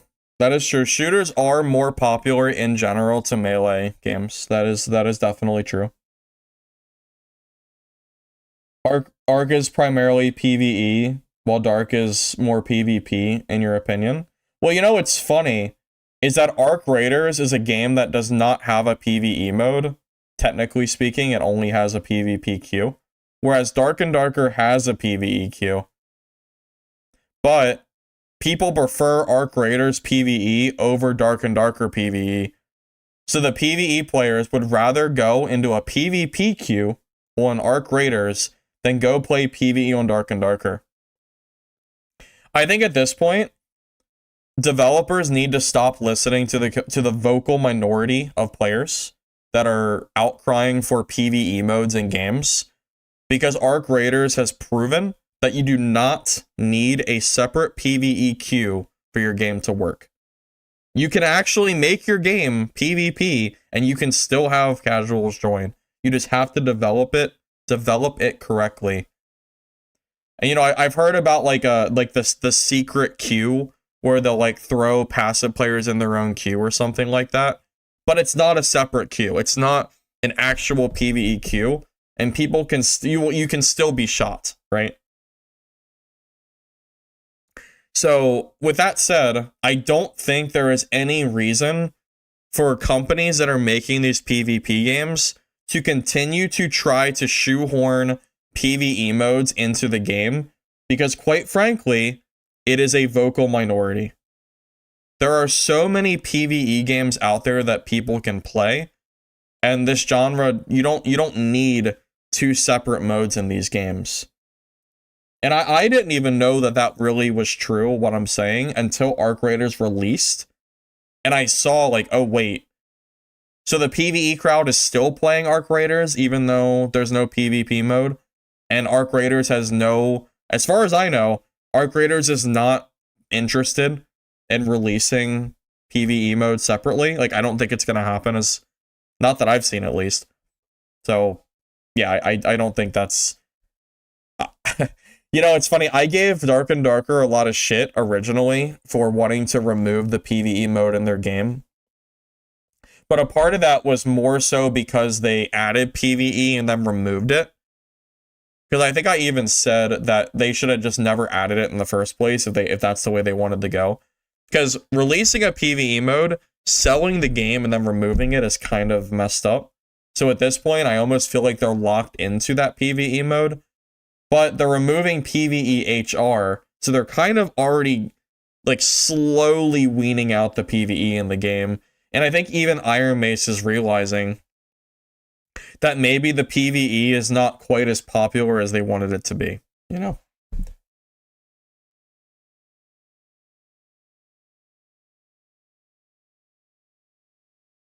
Yeah, I had mentioned that. Yeah, the filter that they have, that Arc Raiders has, that will secretly filter players into different lobbies. That is an interesting mechanic for sure. And as far as I'm aware, they have no plans of changing that and adding a PvE exclusive mode. I think they want to keep it one game mode, as far as I know. Well, no, there is a level of truth to that, Smooth, 100%. You need to cater to the audience that you are bringing in, not to the vocal minority who already like won't be playing your game anyway. You know, like, where are all these PvE players at? You know, like Dark and Darker released. Now, I guess you could argue that maybe Dark and Darker just didn't do their PvE very well, which I would agree with. You know, there was a lot of griefing going on in PvE. But I think part of it is just because Dark and Darker was never made to be a PvE game, you know? It almost feels like Dad released PvE to like follow a certain trend, because we see here Iron Mace is willing to look at other games and follow those games. You know, what is it? Trend setting? No, trend setting would be actually creating the trend yourself. Whatever word you want to use. They're basically following the trend of what Arc Raiders is doing here, right? So,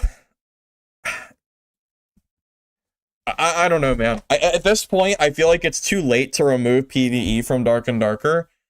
But at the same time, the player base is so low that maybe this would actually be the best time to do it and just rip the band-aid off. Which I know people will be unhappy. Some people might not like me saying that. But if they truly want to like follow in Arc Raider's footsteps, maybe having a separate PvE mode that is kind of half-assed really isn't the way to go. Because now that they're removing the HR PvE, it just, I don't really see what purpose PvE has in this game. Because it doesn't seem like Iron Mace like really wants to balance for it, and it doesn't sound like they have the player base for it either. You know, I don't know. Yes, Ghost, I do see that there is going to be a second level to Goblin Caves. Been asking for that for years, so yeah, that's why I wanted to come and talk about that a little bit. Even Legacy's full PvE. Well, yeah, I mean, but their game is not doing well at all. The last I checked, their game has like a few hundred players. It's, yeah, their game is really not doing very good.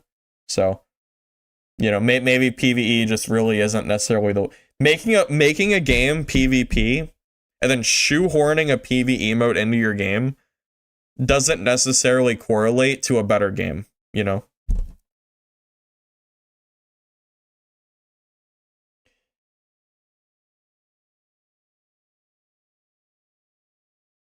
When do the servers go up? I think Dark and Darker is currently up right now.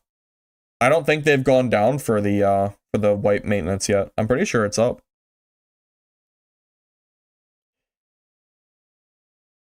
You're gonna be a fire map main? Well, you're gonna have to play Ruins first. So there's a picture up here. The Goblin Caves is gonna be locked behind Apprentice 3. So you're gonna have to rank up before you go to Goblin Caves, and then you can play there. So everybody will be forced to play Ruins, hour 1. Rogue Tumble changes? No. I'm not aware. Are people unhappy with Rogue Tumble? I thought Rogue Tumble was considered weak. I don't know what's going on with that. I'm not really too into that info. Will there be less nightmare monsters in High Roller? High Roller Ruins are 7x7 or less dense. Some modules will create more of a lull. We could fine tune to see what we do going forward. You know, I think that there are, in general, you know what they need to do? I'm going to sound like a broken record here, and I don't care. They need to balance High Roller, solos, duos, and trios, and create different mob density based on the team size. If I go and play solo Ruins, the mob spawning should not be exactly the same as trios Ruins. It should be different. Because it's either going to be too hard for the solo, and it's going to be too easy for the trio. Mistfall Hunter already does this in their betas. There's no reason for them not to do this. They said they're going to do that. Prince, they said in Discord a year and a half ago they were going to do this, and they never did it. It's crazy they haven't done that yet. Well, no, they said they were going to do it a year and a half ago. SDF's message is still on Discord about modifying the modes based on the player count, and it just never happened. It got abandoned. So, you know. No, I don't plan to play Legacy. There's other games to come. There's other games coming out now. I'm gonna be I'll be on Midnight Walkers tomorrow, and then probably on, well, I can't promise that I'm necessarily going to jump ship to Dark and Darker's wipe. It depends on how good Midnight Walkers is. Because I've been waiting for Midnight Walkers to release for like over 6 months. No, maybe more. No, more than 6 months. I think we're reaching a year at a certain point. So, I mean, I'm pretty excited to see what the game is like tomorrow. If Midnight Walkers ends up failing, that will be pretty sad, and then I will just go back to Dead, I guess. At least for the new season.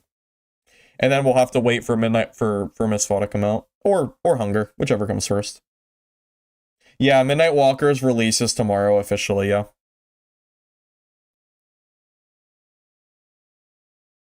Did Midnight devs mention anything about performance updates? I haven't heard anything about Midnight Walker updates in a long time. I will admit to you, I am a little bit worried about Midnight Walkers because the last playtest had a lot of cheaters in it, and they delayed the game, I think, because of that issue. So I'm hoping that that few month delay that they did is enough that they have that under control, because the game was unplayable because it was like every lobby had cheaters in it. It was really unfun.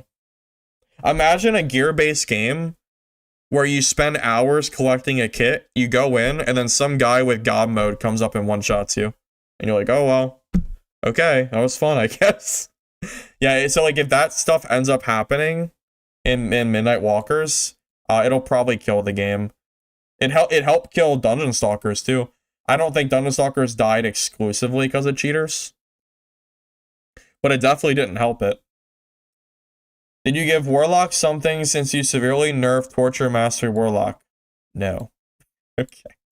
Well, if you're a Warlock, sucks to suck, I guess. Will solo arena MMR be changed? SDF wants to raise MMR for when you're forced to solo and will change it based on data. Why are they forcing solos in arena at a certain MMR? I don't understand the point of this. Does anyone like this change? Where you have to play solo and you can't play with your friends?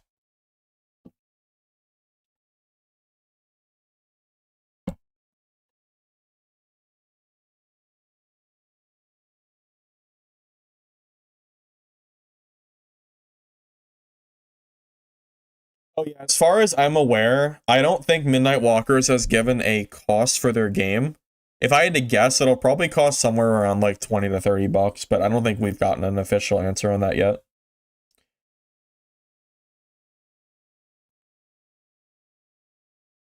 As a solo player, arena was more enjoyable.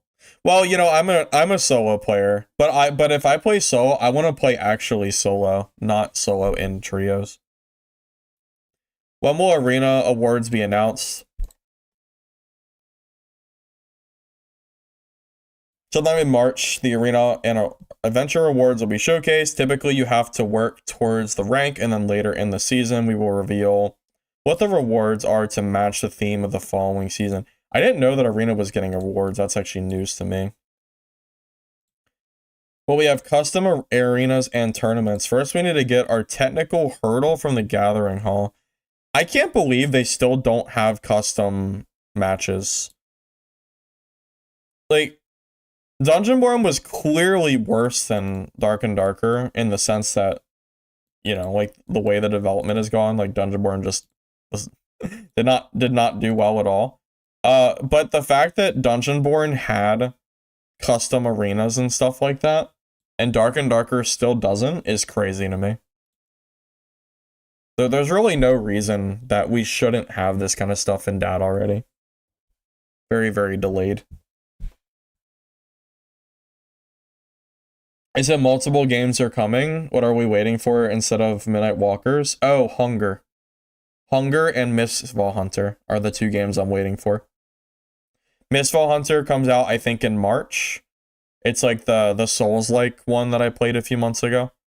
And what's it called? And Hunger, I don't know the release date yet. IGN Midnight Walkers launch video. Midnight Walkers will be $19.99. Oh, is that confirmed?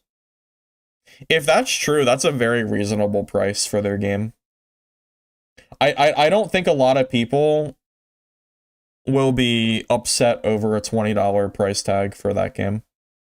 I think that's actually very reasonable. As long as the game is not filled with microtransactions in the sense that, like, you know, there's nothing, you know, no pay to win or any of that bullshit, right? As long as none of that stuff is in there, I think that's very, very reasonable. Will there be another big grindy cosmetic situation like with the stingray and the egg? No. Oh yeah, I heard people complaining about that. Apparently the egg was like super hard to grind or something. Any progress on merging US West and East? Is the game so down bad on players that they have to consider merging West and East? I feel like that's a bad sign. I think once a game starts to get to the point where you have to merge or remove servers, it means the game is dying and it's a bad thing. I've seen other games do server merges, and it was right before the death of their game. It's because US West is full of cheaters. So West is full of cheaters.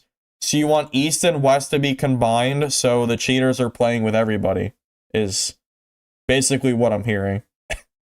Because doesn't that mean that they'll just be playing on the central server? Or no? Because you can choose your own server, right? Can't they just choose the central if they want to? Also, can't you just choose East? Chinese ping for central will be too high? Yeah, maybe. I don't know. You killed Stingray 200 times and never got an egg? That is atrocious. That's actually so stupid. Well, yeah, Dungeonborn merged their servers before they died. That's true. They did. They removed SA servers, and then they merged other ones, and that was like right before their deathbed. That's true. Any changes to gold storage? We know that the gold system is cumbersome. We're discussing this internally. Right now, there's no changes. We want to have items that you can trade a merchant for 10,000 of gold. People don't need to use death blooms or any placeholder items. Dude, just make the gold bags bigger. 50, like the inflation on Dark and Darker has hit in a way where 50 gold bags are not big at all. Like those should be way, way bigger than 50 gold. That would be a good start. Just change the number to be higher. Are there any plans to add Stingray egg torch skin? We want the people who grind to not feel like they waste their time, so we want to give them a season head start before we add anything like that. What about the grind involved in getting an artifact? We want to make some POI riskier and have better drop rates. We lowered the drop rate for artifact this last season and there was negative fee. Why would they reduce artifact drop rate? I don't know about you guys. I think artifacts should be more common. Because artifacts being more common is more casual friendly. Because the artifacts being as rare as they are and as expensive as they are means that only like the top 0.1% of players will ever be able to use an artifact. Truly, if what they said is true up here, and they're using Arc Raiders as a foundation for making their game more casual friendly, then artifacts should be more common. Because it means that more people will get to use them, and it's not like this super sacred item that you see once or twice during wipe at the end of the season, you know? Yes, I did see that luck is broken, yeah. I saw that. I've been saying since luck released that luck never worked anyway. Let's be real, there's plenty of people RMTing for artifacts. I mean, yeah, but that's kind of besides the point. If artifacts were more common, then the RMT might not be as bad for them. I'm not saying they should drop from every boss. Like, I'm not saying it should be 100% drop rate, but I mean, I don't know, man. I feel like artifacts should be rare, but they should not be as rare as they've been made to be. I would love to see artifacts be able to be used by most people that play Dark and Darker throughout a season without having to, you know, without having to feel like they're breaking the bank because they brought one and died. And then no one ever uses it because they have too much gear for to use them. So, I don't know. Also, honestly, I wouldn't mind if every single chest in the game had a very, very, very small chance of dropping an artifact. Maybe that's a hot take, I don't know. But wouldn't it be cool to just open a random chest and then just see an artifact just sitting there? It could be super low. I don't want it to be high or anything, but wouldn't that be a cool thing? I think it would.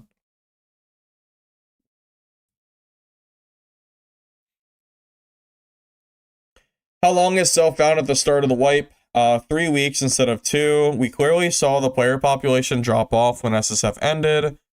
So we want to see if there is a direct correlation with people leaving and the market opening. The market trade won't open until 3 weeks into wipe.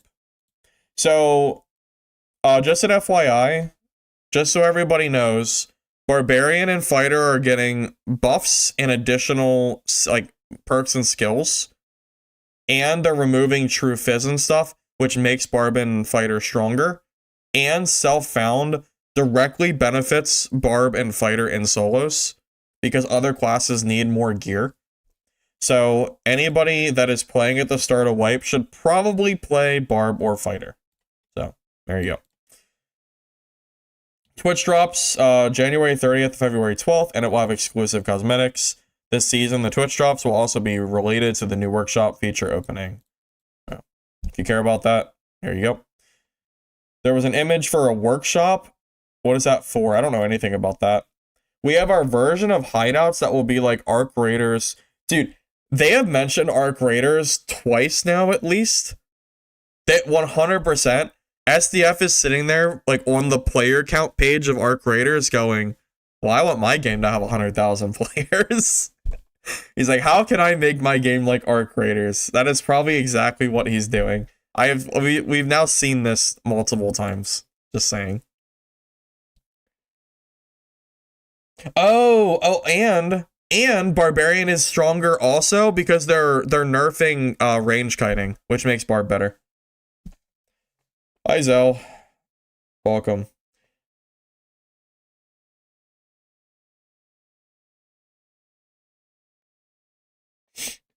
Well, they for sure are definitely trying to copy Arc Raiders. A lot of the changes they're making are specifically to make the skill ceiling lower to try to get casual players to join. 100%. No, I'm with you there. You'd like to see major artifacts become as rare as current minor artifacts?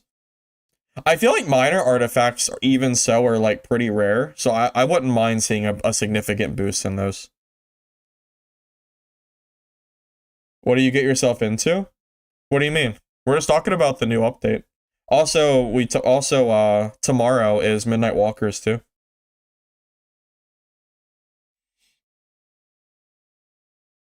Yes. Apparently, I'm sorry, not Midnight Walkers. Yes, apparently bars will be able to throw melee weapons.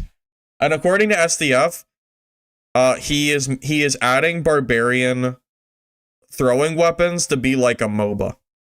His words, not mine. So, SDF wants Dark and Darker to be like a MOBA. So, we'll see how that one goes. I don't completely understand exactly what that means, but that's what he said. So, did they make Squire gear really good in PvP once, like Arc, a while back, and everyone hated it? Yeah, you're thinking of patch 69. It was trash. Yes. Yeah, Squire gear could basically like starter Squire gear could kill everything. But they did say that they're going to buff base stats of gear. So I'm hoping that it doesn't become like patch 69.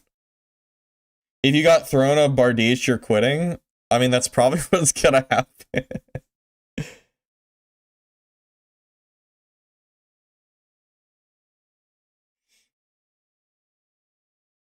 He wants it to be every popular genre everywhere all at once. Yeah, something like that. I think SDF just wants the player numbers to go up pretty much.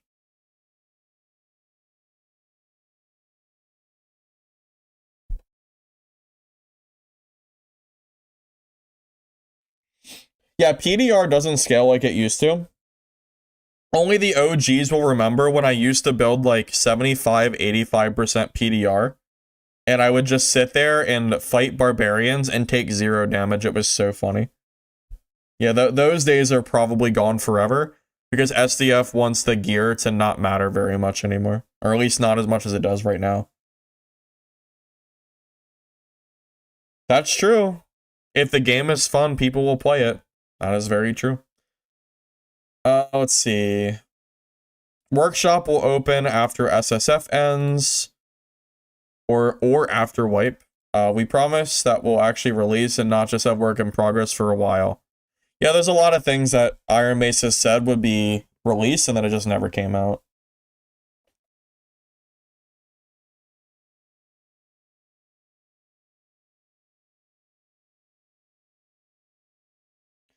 Playtest 3 and 9. Oh, that's true. Yeah, Fighter used to have 95% PDR, which is effectively 20 extra health pool. It was so stupid.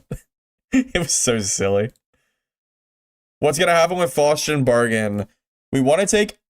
Oh my god. Dude, they're just listing all these different games. Are they just going down the list? So they want Faustian Bargain to be like Dead by Daylight. They want the game itself to be like Arc Raiders. And then they want to make the game have MOBA aspects to it. That's crazy. How many other games can they list? I guess we'll find out. Playing the monster will be a bit harder since runes are 7x7. We want monster players to be in high roller, but it is not decided yet. We saw that some players specifically play monster all season and get really good with it. Yeah, I'm hoping that they do something big with Faustian Bargain. I think this was a fun mechanic. They just needed to do more with it. I just think it's funny that I keep seeing like different like games mentioned. Any changes to socketing? The socketing system, along with Workshop, will all work together to help the middle class of players gear up and respect players' time more. Again, this is a nod to wanting to try to close the gap and be similar to Arc Raiders, like he mentioned earlier. You won't have to spend as many hours grinding to get decent gear, and now you can recycle bad items into better items and socket main stats again? I don't know what that means exactly. I guess we'll find out. This will also make it so really, really good gear isn't prohibitively expensive. I think that's a positive change. I would rather more people be in good gear than good gear only be worn by the top 1%. I think that's actually a good change. Yeah, I've seen them mention Arc Raiders in this document at least twice, so very clearly they're looking at that game for like future changes, I think.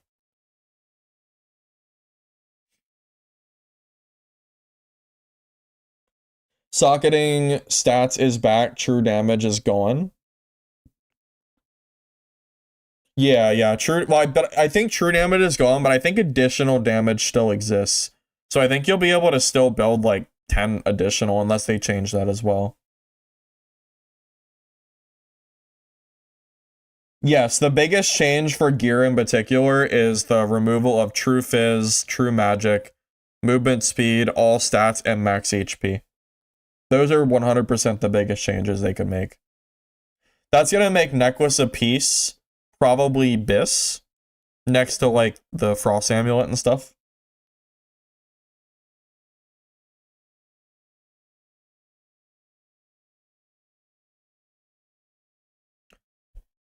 Will there be new artifacts? Not this time, but we have ideas from the Tokyo Game Show and the artifact competition. What is the Tokyo Game Show? I don't know what that is. So we want to add it in the next batch for season 9. I mean, new artifacts don't matter unless they increase the rate that they drop. Because last season they were so rare that almost no one got to use them anyway. What is the point of having new artifacts if no one can use them? There's no point. Yes, that is true. Frost Amulet and the Phoenix Choker will be additional damage, not true. That is true. Well, plus all is more of a filler stat because plus all is basically always Biss. So you have to get it. And when a certain stat is so good that you have to get it, it's kind of a bad stat. You could look at it that way. So what makes Arc Raiders fun and Dad not? Is that just casual and friendly they mentioned? Well, that's up for your own interpretation of what you find fun or not fun, really. I mean, I personally actually don't like Arc Raiders very much. I tried it, but I got bored of it very quickly. Not really much to do. I can see why casual players like it more, but I like a little bit more depth in my games than that they have, so, you know, if Dark and Darker ends up going the route of Arc Raiders and makes the gear feel like it doesn't matter, kind of like Patch 69, there could get to a point where if they make it too bad, like if the gear gets bad enough, it is possible that I could like dislike it again, but I can't know without actually playing it myself.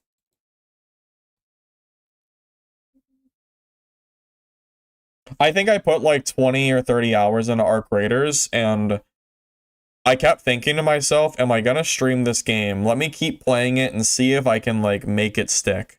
And I tried it and I tried it and it just wasn't doing it for me. I just couldn't do it. I really tried. Any changes to Rogue? No changes to Rogue, but Druids won't be able to super jump. Oh, yeah, so Druid is getting nerfed. They're removing Instacast. So Druid, for the first time since launch, might finally have some semblance of balance. Which is crazy, considering how long they have been just wrecking lobbies.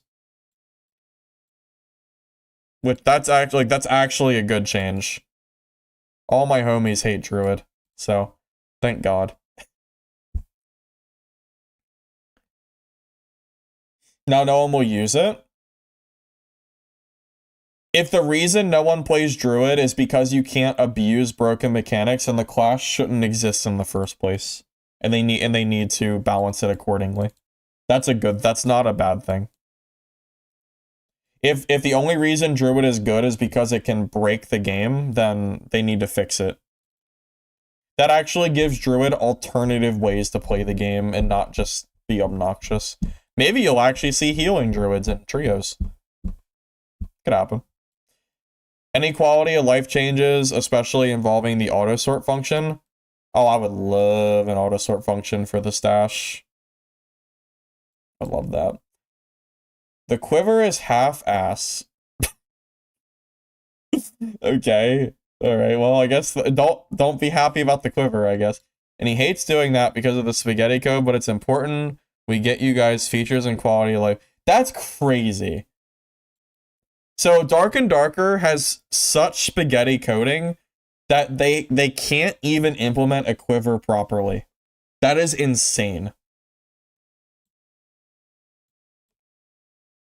We get auto sort, but it's also half-assed like the quiver.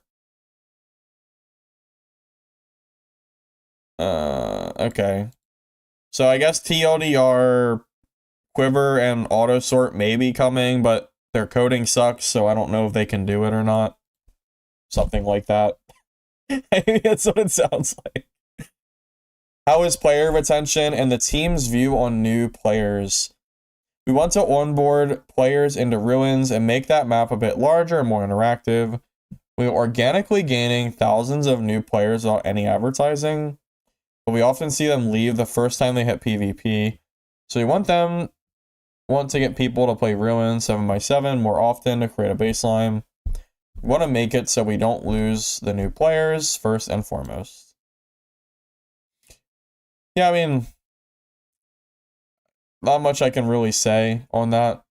I don't think PvP exclusively is the only reason that PvP is not the only reason this game has lost the players that it did. Like, that is not only PvP. It's also the decision making that SDF has made to make the game not as fun as it should have been.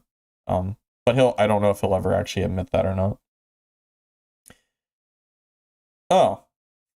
SDF is sorry that it took him so long to understand what the player base actually wanted. Yeah, when SDF thought the player base wanted the removal of solos and duos, that was definitely a time for this game. We want to spend time fixing the fundamental cracks. There's a lot of stuff that needs to be addressed. The season is going to be shocking. I don't know what that means. It should still be Dark and Darker, but now it will have more polish. We want to give you guys a little instruction manual for the Lego box coming out of the package. Okay.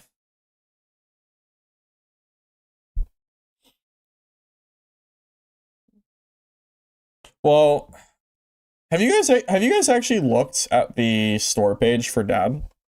I mean, the reviews are not good. I'm gonna be real with you. The PvP is not the exclusive reason for the reviews being low and the player base being lower. Can we just generally agree on that? Like, sure, maybe there are people that quit because they don't like PvP. That is definitely a possibility. But to say that the game has plummeted to the point that it's at exclusively because of PvP, I don't think is really true, to be honest. I think SDF is really at fault for getting the game to the low point that it is. If SDF wasn't so... What's the word I'm looking for? Can we just call him can we just call him a tyrant? No, that's probably not the word I'm looking for, but... As far as I know, SDF was making all of the decisions and would refuse to listen to anyone else, pretty much. And as a result, he just kept making bad decisions over and over and over again. And it's kind of the reason that we've gotten to the point that Dad currently is, which is very low player count and low reviews. Who the heck is Paul? Bro, who is Paul? I have never... Dude, no joke. I don't know who that is. Like, am I dumb? Like, I've never heard of him before. I feel like he just popped up out of nowhere. So is he like, is he a new Iron Mace employee, I guess? Yeah, I see. Oh. So I see they're still collecting clown emojis. So that's so that's pretty cool, I guess. I guess they're still collecting those on every post. Well, hopefully Paul is better at decision making than STF is. That's all I can really say. Are there any specific patch notes that you guys want me to read?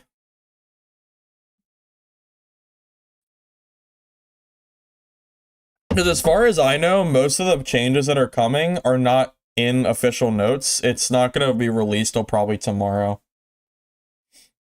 Oh, Midnight Walkers releases tomorrow, which I will be playing. Here, give me a second. Someone told me that there's patch notes somewhere for that game.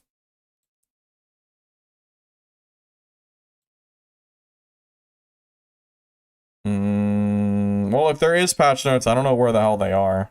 So, but yeah, this is the game that I'm looking forward to tomorrow that I will be planning to play. Yo, we've been not patch notes, just that post. Yeah, so this doesn't really say much. I've been waiting for this game to release for like over 6 months though, so I'm kind of excited for it. We've only seen betas, so the fact that it's finally releasing is pretty cool. Hope it's good though. Do they do something about stuttering and frame drops? As far as I'm aware, I don't think I've seen any info released about the frame drops or anything for Dad. Oh, you know what? No, there was a mention about I think there was a mention about that, but I don't have confirmation if it's going to be fixed or not for release.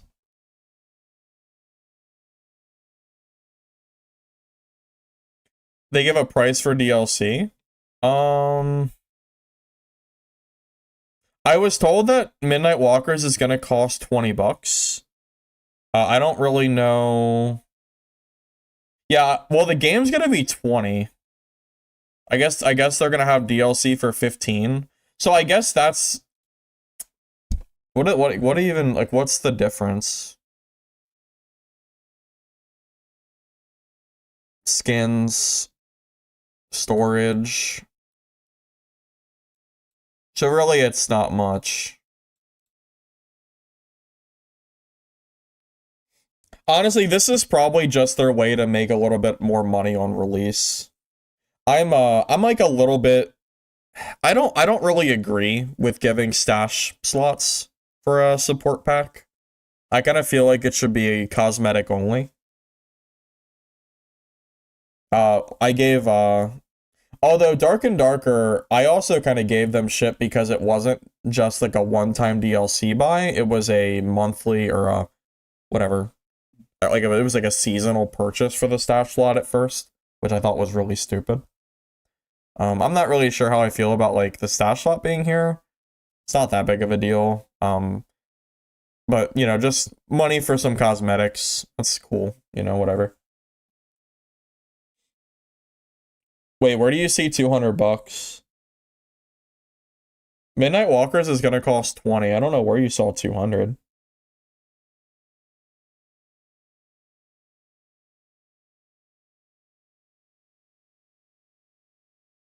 Dude, 200 is like the cost of Escape from Tarkov's DLC. Yeah, this is just 15 and then 20 for the base game. That's actually still cheaper than Arc Raiders, because Arc is what, 40? The question is will the game be polished and fun? You know, and that's the answer I don't have for you. I'm hoping it is.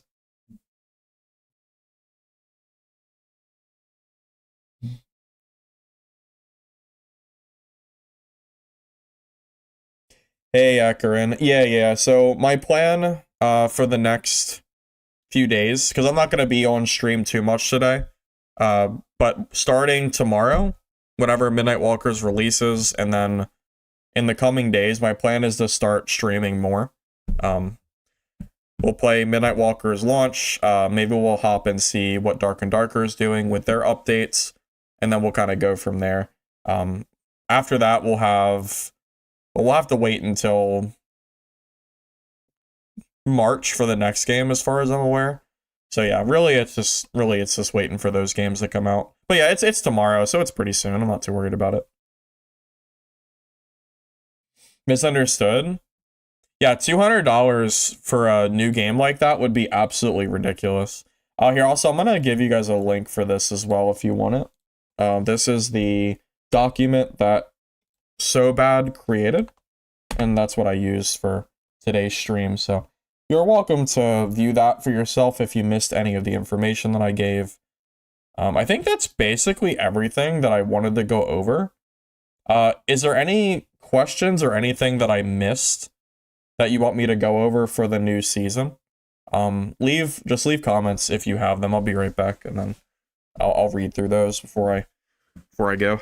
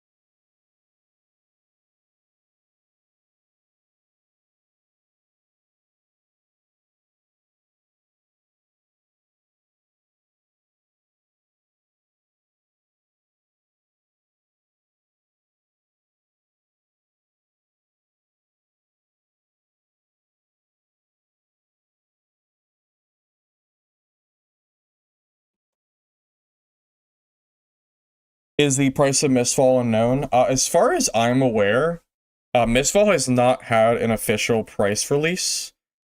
If I had to take a guess, it'll probably be somewhere in the realm of like 20 to 30 bucks. It seems like that's generally what these kind of games are going for. I will say that personally, I am hoping that Mistfall Hunter ends up being...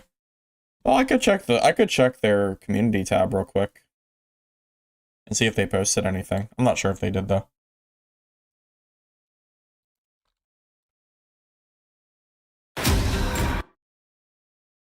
Yeah, so it looks like nothing has been shown. So we know that it comes out on the 26th, but yeah, the last time they released any info was a month ago, which was their gear, which was their like optimization. And actually, wait, I don't think I read this. Wait, this is new. Hold up. Well, I don't know why I just put my headset on. See, it's habit. I always sit here with my headset. That's fine, I'll just wear it. Wait, this is completely new to me. I actually did not know about this. So yeah, it looks like Mistfall Hunter is adding a gem customization system. Regarding equipment system, the first major optimization focus is on separating equipment and affixes, which is used to be bound together. You can now freely and flexibly adjust equipment affixes into your gear, allowing you to build custom builds. That is actually so much better. Yeah, so during the last test, everything was kind of set in stone. So you would have like every piece of gear with the same exact affixes, at least partly, and it definitely made the loot a little bit stale. I was a little bit worried. I actually gave them a suggestion similar to this. I don't know if they got it from me or not, but it is cool that we'll have more build variety when this game releases. That is very cool. I had no idea they were doing this. Oh, you know what? I think Lich might have actually told me about this a while back. I just forgot, but yeah, I never read this post. Let's see. Affix gems can appear for players to find and loot. Yeah, you know what's funny? So this gem system, obviously Dark and Darker has like the whole gem system already.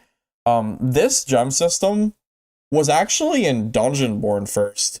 If anyone remembers, in the super early, like the playtest of Dungeonborn, you could find gems and socket gear, I think.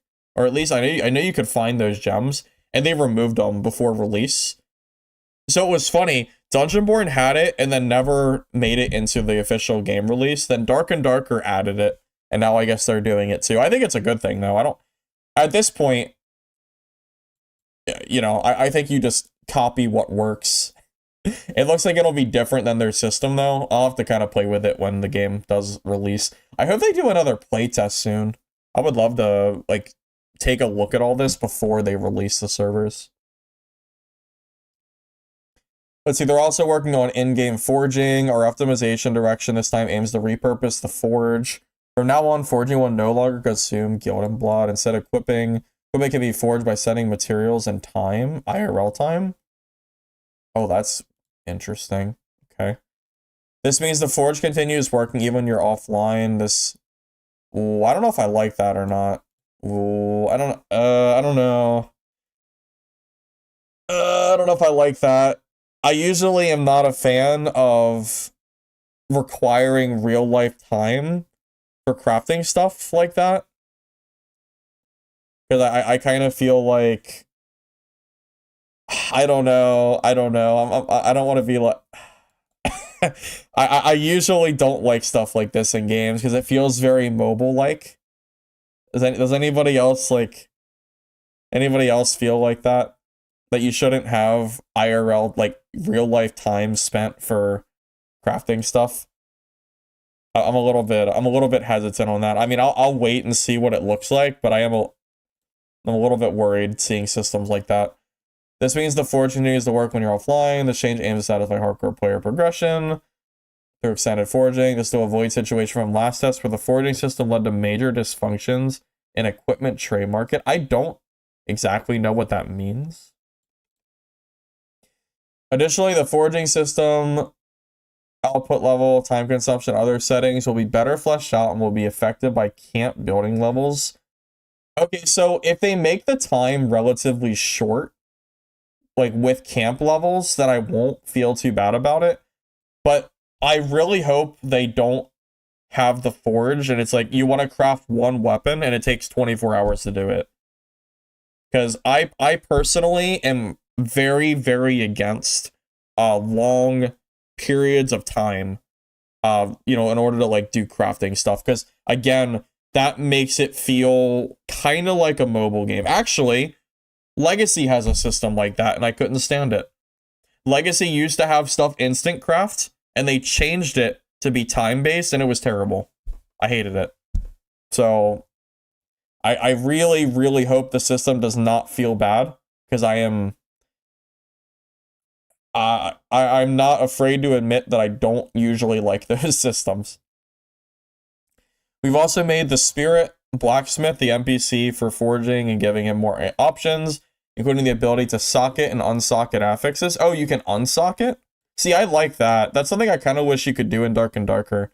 Because once you socket in Dad, like you can't, it's stuck there forever. I always kind of felt like unsocketing would be nice. Third optimization is the addition of equipment standard vouchers. This feature is aimed to make comebacks less excruciating for players who have to restart from zero and to help players who don't want to bother with build optimization. Equipment standard vouchers can be directly exchanged for a set of gear. There's currently 4 types of gear which correspond to different levels. Custom vouchers. The equipment vouchers creates a playstyle vary. I don't really mind something like that. It just sounds like that's something for like casual players who you know, who just want like a quick way to start playing. Again, it's kind of like a Arc Raiders type system, but I don't exactly know how it's gonna work. Equipment standard voucher system creates a playstyle variation. After using a standard voucher, you can spend Gildan Blood to refresh the build style. After you switch, the system will give recommendations for skill loadout. Of course, you can choose to ignore it and adjust in the future. Standard vouchers will become available through missions or from new buildings added to camp. I mean, I don't think it's a bad idea. I think that should just be positive. Using an equipment standard voucher, you will need to complete a game and successfully extract using the set before the equipment belongs to you. Then you can begin customizing your build. Yeah, I'm curious like how they end up doing, or what they end up doing with that. Yes, Strong. Yes, I will be playing Midnight Walkers tomorrow. That is the plan, yes. And yes, Salty, I do plan to play Midnight Walkers tomorrow. Yeah, I'm gonna finish going over this just because I didn't know this information was out here. And yeah, I'll be back tomorrow for the launch of, I don't know when it releases though, but I'll be back to stream for the launch of that game for sure. Very, very excited for that. I hope they launch well. Also, someone said that Chupacabra, you said that we're gonna have a February playtest for Mistfall Hunter. I was not aware of that. Do you know what date? Or just, is it sometime February? Because it's almost February now.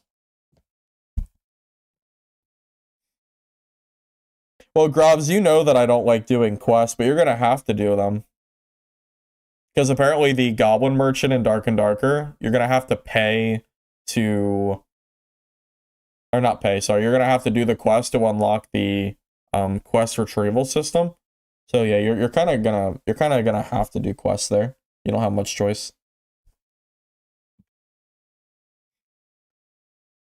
All right. Oh shoot, I didn't even do that. Providing new equipment, we'll be adding legendary sets for all classes. Each class's legendary set has its corresponding lore and name. Yeah, so I feel like legendaries were somewhat common in Mistfall Hunter, but I don't know if they were boosted because of being a playtest. I hope that Mistfall Hunter does not fall victim to the way that Dark and Darker does their system, where artifacts are super rare, so no one ever uses them. I hope that does not become the case for like Mistfall Hunter's weapons. I will say I think they look like generally pretty cool. I think it's good art.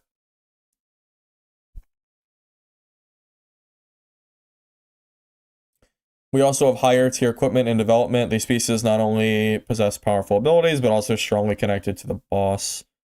Okay. Yeah, so that's cool. Again, this game isn't coming out for at least a month or two, so I'm not like too worried. I just never got to see that announcement, so I wanted to take a look real quick. What's the point of a playtest so close to release? To make sure that the game is like ready to go. I don't think having a playtest pre-launch is a bad thing at all. Would you rather release a playtest and find game-breaking bugs now? Or would you rather find out those game-breaking bugs on launch?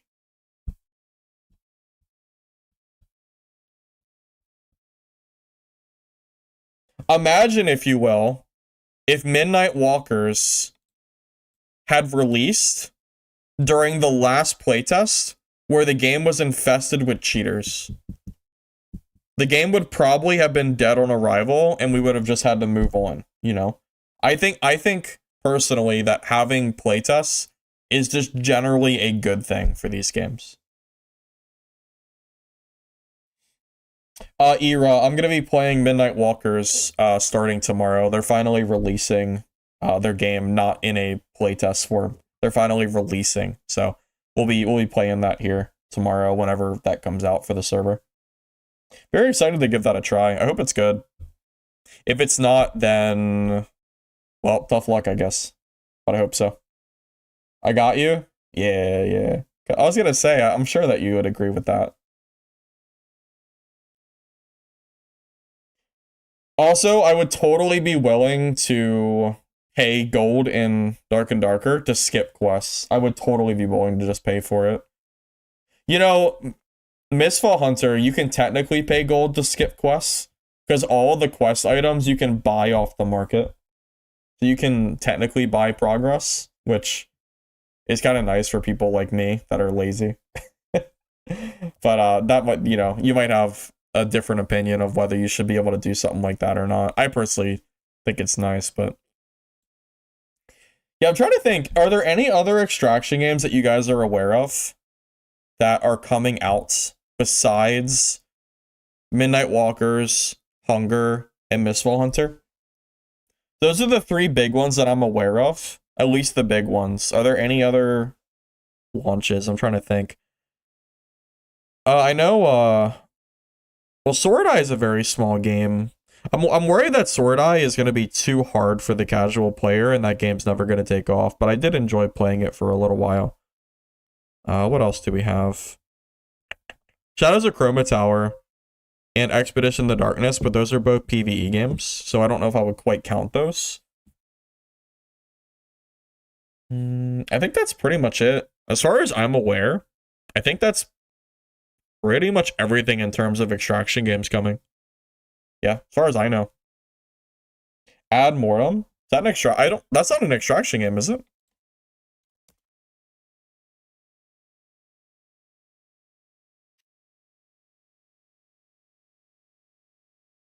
Oh yeah, I did see this game. This game does look cool. However, I don't think it's extraction. However, that said, that doesn't mean it'll be bad. I remember, I think I saw, yeah, I remember seeing some gameplay, and I thought it could be cool. We'll see. I don't know when it's supposed to launch though. There's no release date, so I'll just have to kind of keep my eye on it. No, yeah, I'm with you. No, 100%. If I'm willing to play a game like Ad Mortem if it's a high skilled like melee PvP game. I'm willing. It doesn't have to be extraction as long as it's fun. You know, I'm definitely willing to play something like this. However, that said, I'll wait until we get some more info on it, like an actual playtest or whatever. So, yeah, we'll see. It could be fun.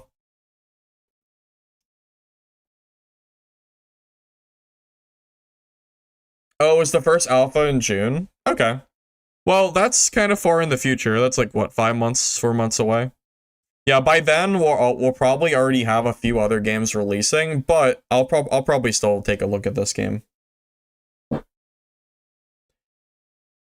The lead dev streams on Twitch from time to time and answers a lot of questions. See, I think that's always nice when developers are, like, active in the community and will stream or, like, answer questions and stuff.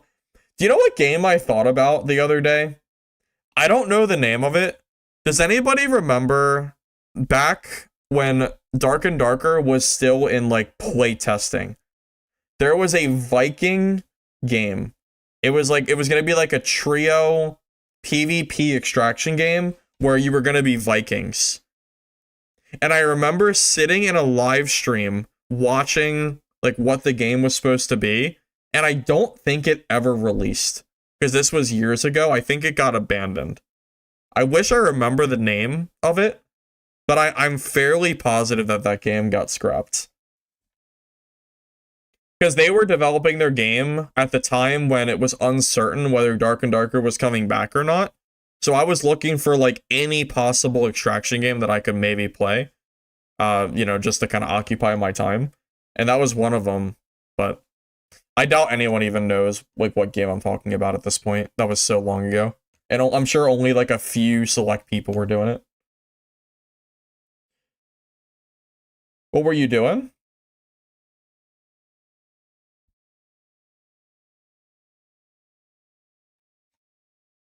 Oh, I don't remember much about that game.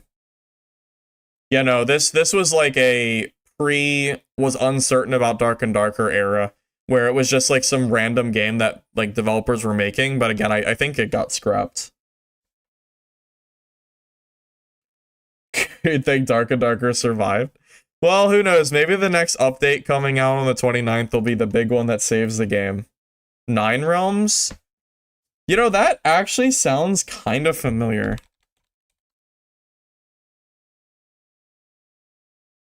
But I don't know if that's what it was called or not.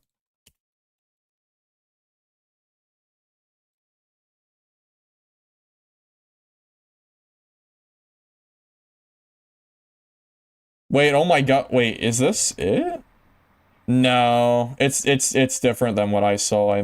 No, the game that I'm thinking of was a third-person Viking game, unless they changed the point of view. Yeah, I don't think this was it. Although, you know what? Maybe it was. Well, it looks like it got abandoned anyway, because it was years ago, and it looks like they've barely done anything for this, so probably an abandoned project.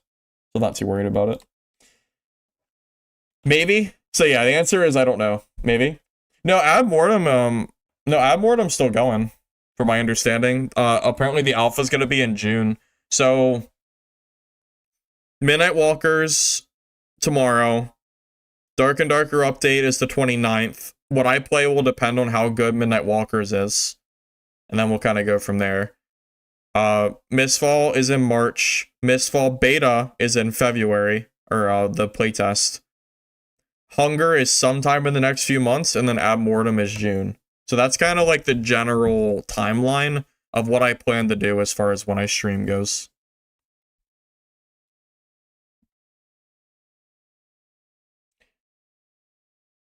SCF got the funds to keep the server alive for 5 more years. Is that what he said?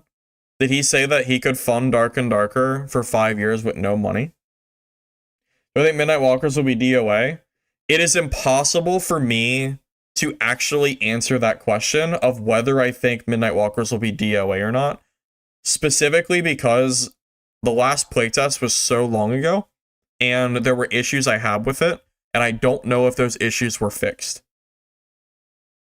So that really is that really is the problem. The last playtest for Midnight Walkers, the gear was way too strong, like way too strong, to the point where it was almost more of like a gear checking thing, which is kind of stupid. I hope they can balance that and also fix the cheaters. DOA is dead on arrival. Because a lot of these melee extraction games have just completely fizzled out. I mean, think about how many games... I mentioned it earlier. I don't know if... I don't care because I never played it. Dark and Darker Mobile died too. It feels like all of these melee extraction games are just cursed to just die. You know? So I don't know. You know, maybe all of them die and then we move on to... you know, a more PvP-oriented game that isn't extraction. You never know. We'll have to wait and see. It is funny this game's similar to Rust. I don't know how true that is, but the concept of this does look cool. I mean, I like melee slasher games, so I think it'll be fun. Dark and Darker too? Yeah, that's what we need. That's what we need for sure. He said 10 years, but personally, you think if player base stays at 6K for the majority of wipe, he can keep the servers alive for the next 5 years just from Steam profits alone? Yeah, you're probably right. Did I play Dark Souls? Yes, I did. I played Dark Souls. Well, I played half of Dark Souls 1 and 2, I played Dark Souls 3 like 4 times, and I played like a quarter of Elden Ring. Dark Souls 3 is my favorite if you weren't sure. Yeah, I recall hearing about Ab Mortem from you guys a while back, but it was so far out as far as when it was going to release that I wasn't like too worried about it, you know?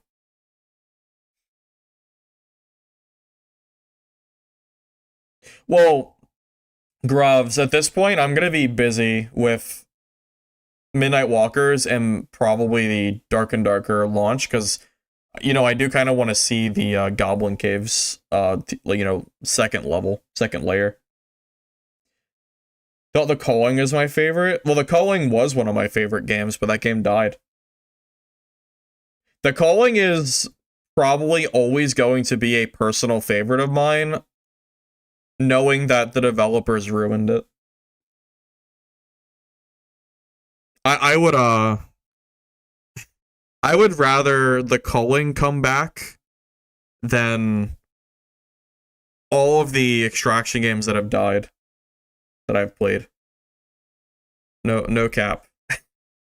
I would. I like the Culling a lot. I can't imagine how good of a game it could have been if it had more competent developers and years of development. The Culling died because Xavient made really bad updates, and they just mishandled the game, and then they tried to make the Culling 2, which was a really bad. Is it even on the Steam store anymore? Probably not. Yeah, you're not gonna be able to find it. It was like a PUBG clone. And that game, and it died. It died the first day, actually. They did mass refunds, it was so bad. And they went back to Culling 1 to relaunch it. They relaunched it under the guise that you had to pay money for every match that you played. So kind of like an arcade game. You had to like put quarters in. And every time you put a quarter in, you got to play a match. And that was their monetization model for a previously buy-to-play title. And if you bought the game previously, you still had to pay tokens in order to play each match. Yeah, Xavient went off the complete deep end, and yeah, they fell off. They're gone. So, Vault Breakers test in February. You know, I'm a little bit. Vault Breakers is weird. I feel like my interest in Vault Breakers is not super high, but I also don't think it's a bad game. We'll have to just wait and see. You know, if I see another playtest, I'll consider it. But yeah, I'm not sure. Like, there's a lot of other games I would rather play than Vault Breakers. You know, but that's kind of where I'm at for that game. Problem is that they keep making the game's foundations that are precisely what kill extraction class. There's no balance to begin with. The gear unbalances the class, the market becomes a disaster. In general, they need to test and find a better way. Well, it's easier said than done, Daniel. You know, there is definitely a level of issue when the gear becomes so strong that it completely takes any skill out of the game. Midnight Walkers, the last playtest, the gear was too strong and it had that vibe to it. Dark and Darker has had periods of time where the gear felt way too strong, and you know, a lot of the extraction games have felt that way at one point in time. So while you're definitely not wrong in what you're saying, it's a lot easier to make balancing for a shooter game than it is for a game like Dark and Darker, because you're not up front, you're not like up close and personal. In Melee, you have the option to, you know, get free kills, quote unquote, because it's a shooter, you know. Yeah, the issue is that, yeah, having a shooter that achieves a balanced equilibrium between casual players and the more skilled / veteran players, it's a lot easier when you have guns involved than when you have melee involved. It just has to be easier. Smooth, they weren't stuck in the 1980s. They're trying to milk their remaining player base for everything they could before they closed their studio. That's all it was. What am I expecting out of Midnight Walkers? Expecting and hope for might be two different things. I'm expecting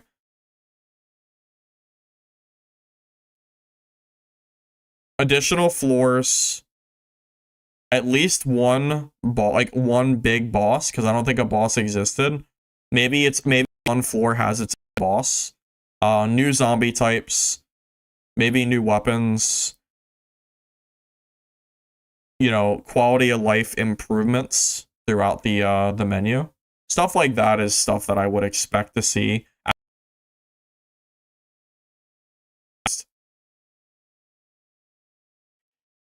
They showed a boss in the trailer. Well, that's good at least. I'm glad that they're releasing a boss, because it did feel like there was not quite enough content in the game, which is a problem for a seasonal game if you run out of stuff to do too quick.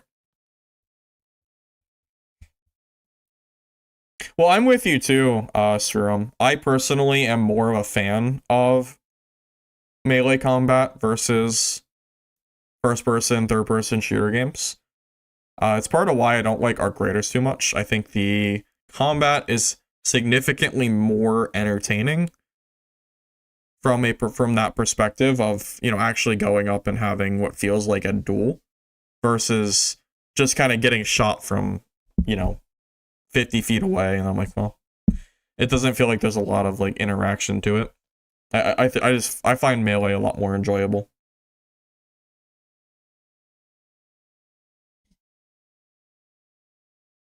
But yeah, I mean, that's, as far as I know, those are the only games that I'm aware of. But on the bright side, we're very close to release of all these. You know, I've been talking about all these games for so long. I mean, at least,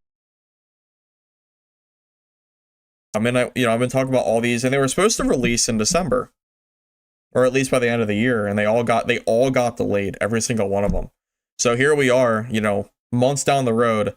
I am hoping that they do not disappoint us. It's kind of where I'm at right now.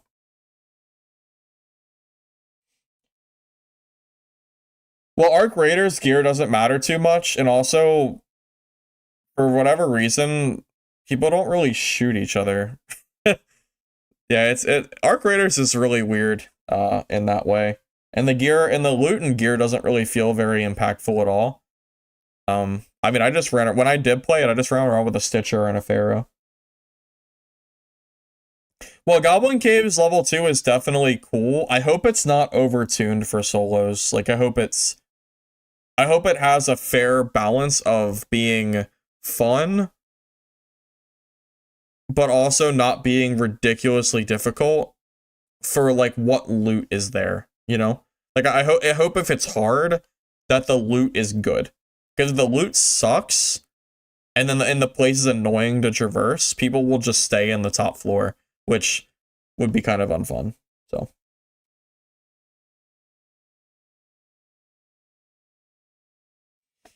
Arc Raiders at this point is probably too big to fail. Because at this point, even if the game failed, it doesn't matter because they've already made millions upon millions of dollars. They are clearly too big to fail at this point. They've already succeeded. The game has already done what it needed to do, like player count and, you know, like just in general. I mean, they've made so much money from this. The fact that they released with a like 300,000, or no, the peak was actually 250, and then they had 350 over the weekend. The fact that they're still like reaching over that peak from launch, that's a big deal. Even when the game wiped, they didn't lose that many players. And, you know, people always make the excuse for Dark and Darker, like, oh, the player count's low because of the wipe. But Arc Raiders wiped, and their player count didn't release, or didn't drop down to 5,000 players. Like, very clearly, something is wrong with the way that, like, other games are. Something is wrong with the way other games are handling, like, the game. Whether that be the wipes themselves, the gameplay. I don't exactly know what it is. Unless it just comes down to shooter versus not shooter. But very clearly, something that Arc Raiders is doing is way, way better than what other extraction games are doing in general. It is crazy. Dude, Dark and Darker was so popular at one point that I think it was over 100,000 players downloaded a torrent just to play the game. I was one of them, by the way. You know? It's crazy that we went from that to, to this, it sucks.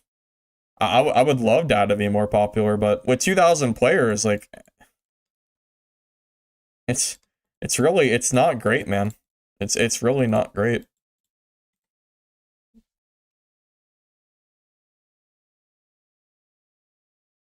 I wonder.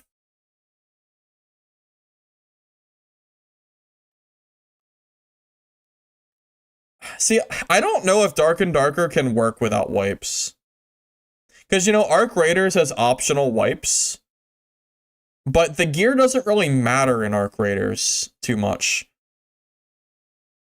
And I feel like if Dark and Darker had never wiped from the very beginning, like you had an option to not wipe, a part of me feels like it would just completely break the game. So I don't know if Dark and Darker can actually ever get away from, like, the seasonal wipes.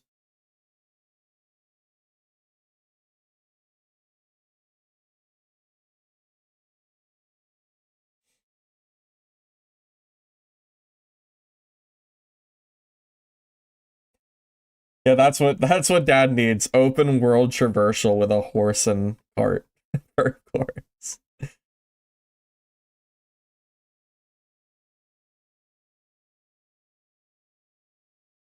Well, a part of it also is probably that Arc Raiders is still technically, like, they're still new, right? I mean, they released in October.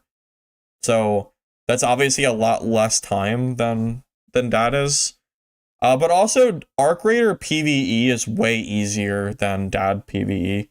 Except for, like, if you take out, like, the cheesing that people can do, where, like, you just stand on, like, you stand on something and then kill something for free. Killing mobs in Melee is more difficult than sitting there with a gun, pointing and then clicking and then killing it. It just is. It's easier. So that also actually makes the game even more casual friendly, because even the PvE is easier than what you have in Dad. Because I don't know, I mean, I can tell you straight up that if a casual player goes to, like, hell solo, heck, even if I went to hell solo, I would struggle because I don't know the mob patterns down there. I don't ever go to hell. And the mobs are, like, tuned for trios. So God forbid you have to try to fight down there. I can probably do it as a trio, but trying to do that solo is a pain in the ass.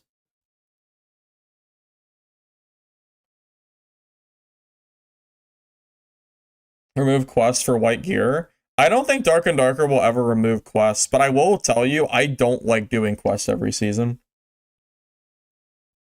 But at this point, like, Dark and Darker is so ingrained on the way they wipe, I don't think it would ever change. Inferno's easy? Yeah, but Inferno's only easy if you're a veteran player. The problem is the veteran players are not enough to keep Dark and Darker afloat. You need casuals, and SDF has already said multiple times in his Q&A that he wants the game to be more like Arc Raiders.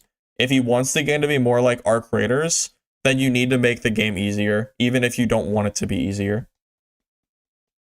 I know that sounds dumb, or maybe it doesn't, I don't know, but these are SDF's words. Like, if he wants the game to be more casual, then it has to be more casual. You know? I don't really have an answer other than that.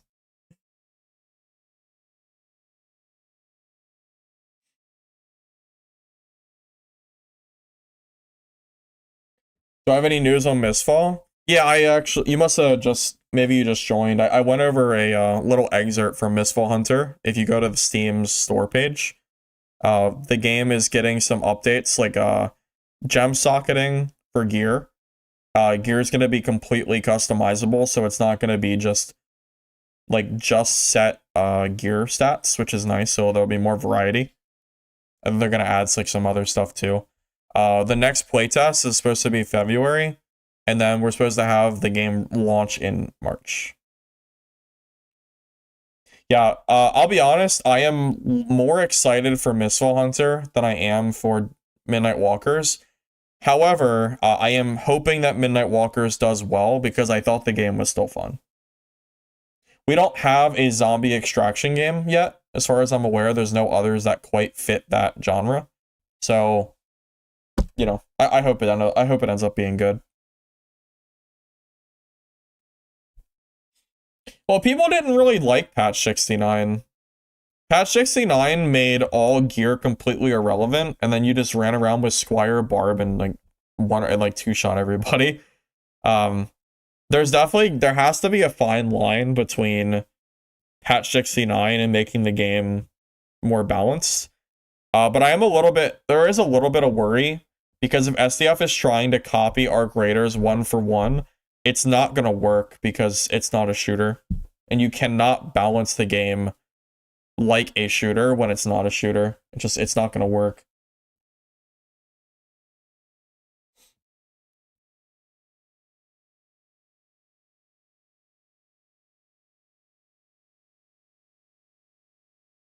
Well, I don't know, Dooms. Midnight Walkers definitely made the combat better than it used to be.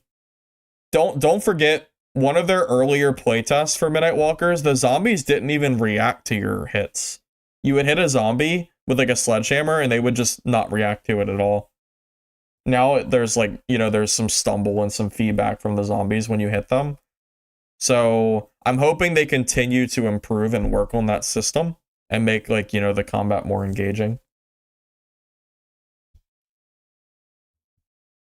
I mean, Gary, at this point, it just is what it is. SDF's gonna do what he's gonna do to the game, and it's either gonna fix it or it's gonna continue to fall. I mean, that's really... I know that sounds like an easy cop-out answer, but it's true. I mean, at this point, very clearly, we're going down players every season, so either this number is gonna continue to fall, or SDF is gonna have to come up with like a really good expansion or season that actually fixes the game.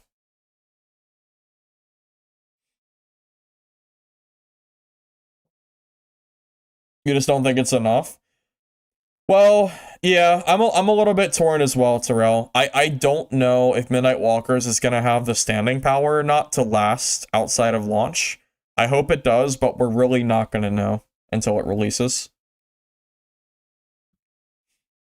Higher gear would be nice if it made PvE easier. Give them more PvE stats. There are pros and cons to that. The problem is when you have PvE stats on gear, usually the meta just ends up becoming avoiding those stats and just only going for PvP based stats. So you just ignore the PvE stuff. I did that in Dark and Darker. They've added stats that were more PvE focused, and I always ignored them. There's no point.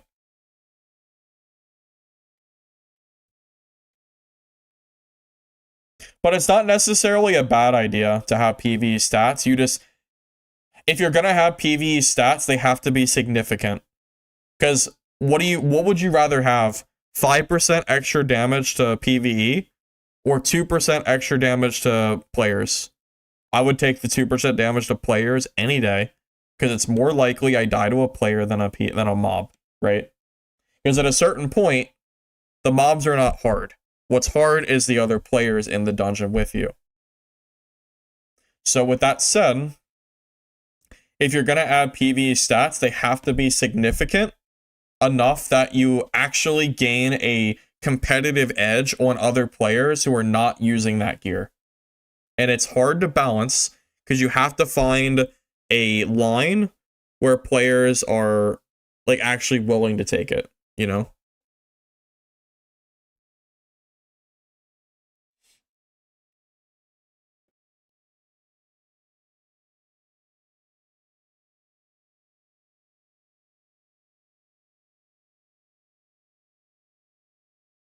The only way to save Dark and Darker is make it like Dungeonborn.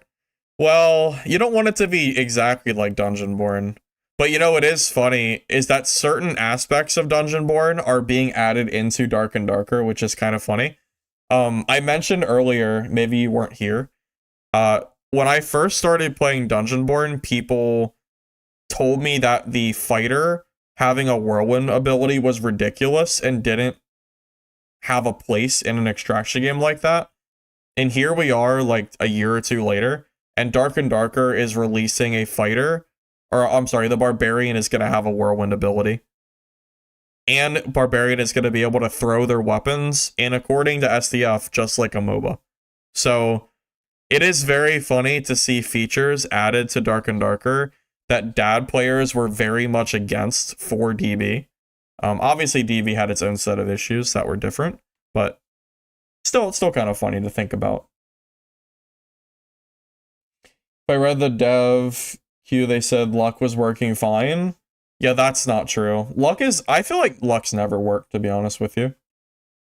Also, hi, Obsidian, welcome, welcome. I am off. I'm preparing for the next, like, few days. Midnight Walkers tomorrow, Dark and Darker 29th, if I decide to play it on that day. It's gonna depend on how good Midnight Walkers is. If Midnight Walkers is, like, kind of mid, like, if it's, like, okay, but it's not enough to, like, pull me, then I might go to the DAT update, because I want to see the level 2 of Goblin Caves, because that's something I've been waiting for a long time. And then hopefully that will hold me over for a few weeks until Mistfall Hunters playtest comes out. Midnight Walkers is tomorrow, 28th. Well, it might be 26 hours, I don't know. I just know the release date on Steam is set for tomorrow.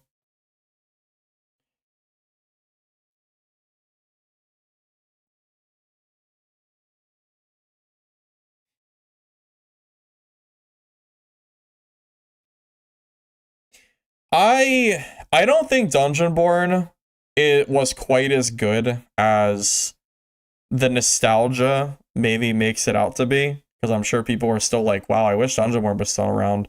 And don't get me wrong, like, I like the game, but you also have to remember how much bullshit that game had that made it very much not very good, you know?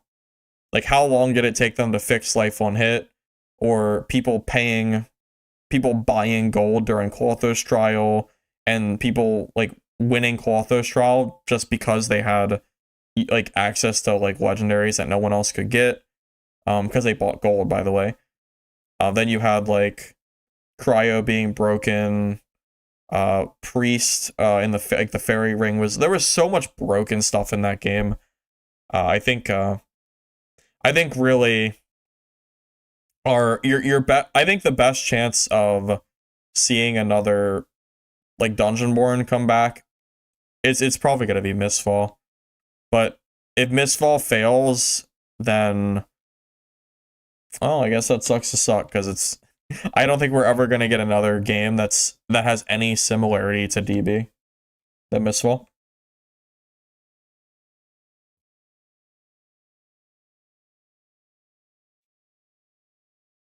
Well, in Vision, SDF had mentioned in his Q&A, they mentioned wanting to update the bargain system to be similar to Dead by Daylight or something. So I don't know exactly what that means, but it's definitely not going away. They're definitely going to add stuff to it. Yeah, right here.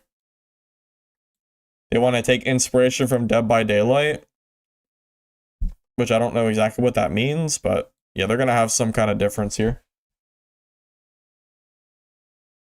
Steam says 1 day, 4 hours.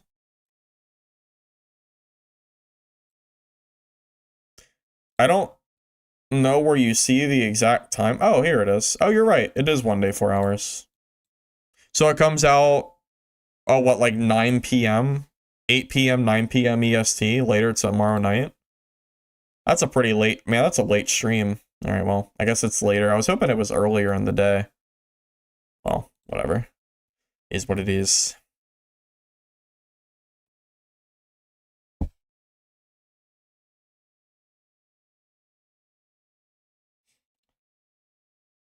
You think we'll hit 10? You think they'll hit 10K? You think Midnight Walkers will hit 10,000 players?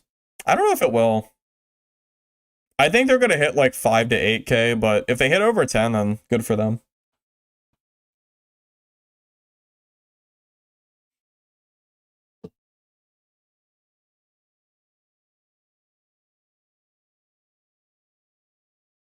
If Mistfall ends up failing, my hope for the genre is going to be very low at that point, because that really is my favorite extraction at the moment, but I don't know if it's going to do well or not.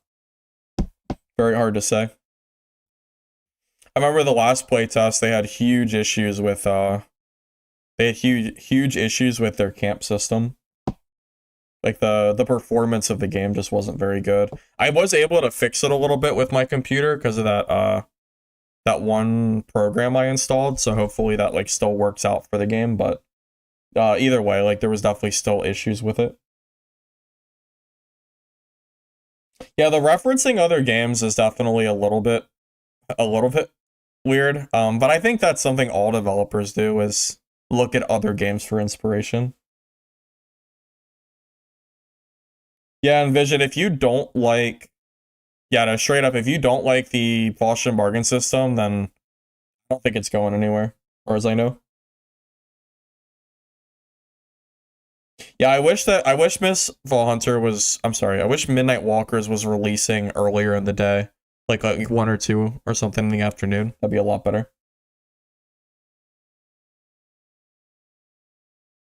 No, I thought Dark and Darker released on Thursday. And usually they have like an 8 or 12 hour period of downtime, I feel like. I wouldn't expect to be playing Dark and Darker until Thursday at the earliest. Nah, there's no way. You think Midnight Walkers is only gonna have 3,000 players? No, I think it'll have at least 5 to 10K. Dungeon Stalkers had 5K, and people kept saying that game was trash on launch, and to be fair, it did die, but it still launched with 5,000 players.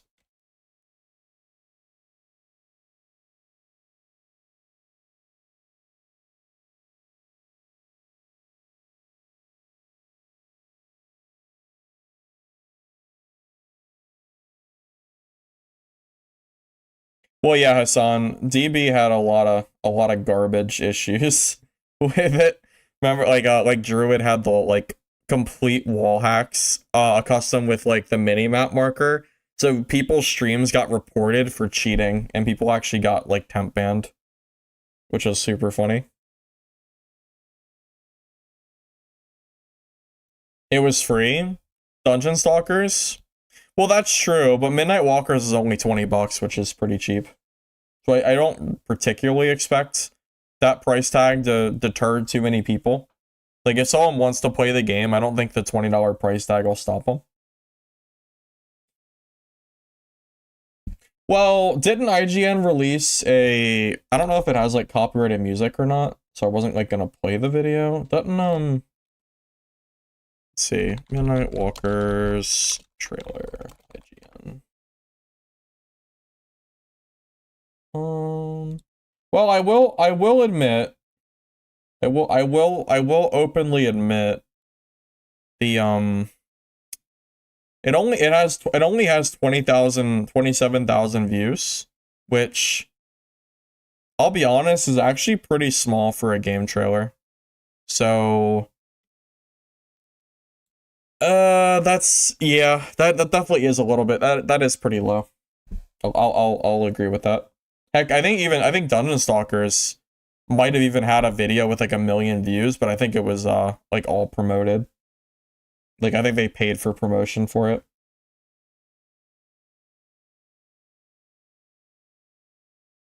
I mean, I hope Mistfall is not a bust, because it really is my favorite current extraction game. It kind of does everything that I like, and it has like a whole like seal tree, which is great too, you know?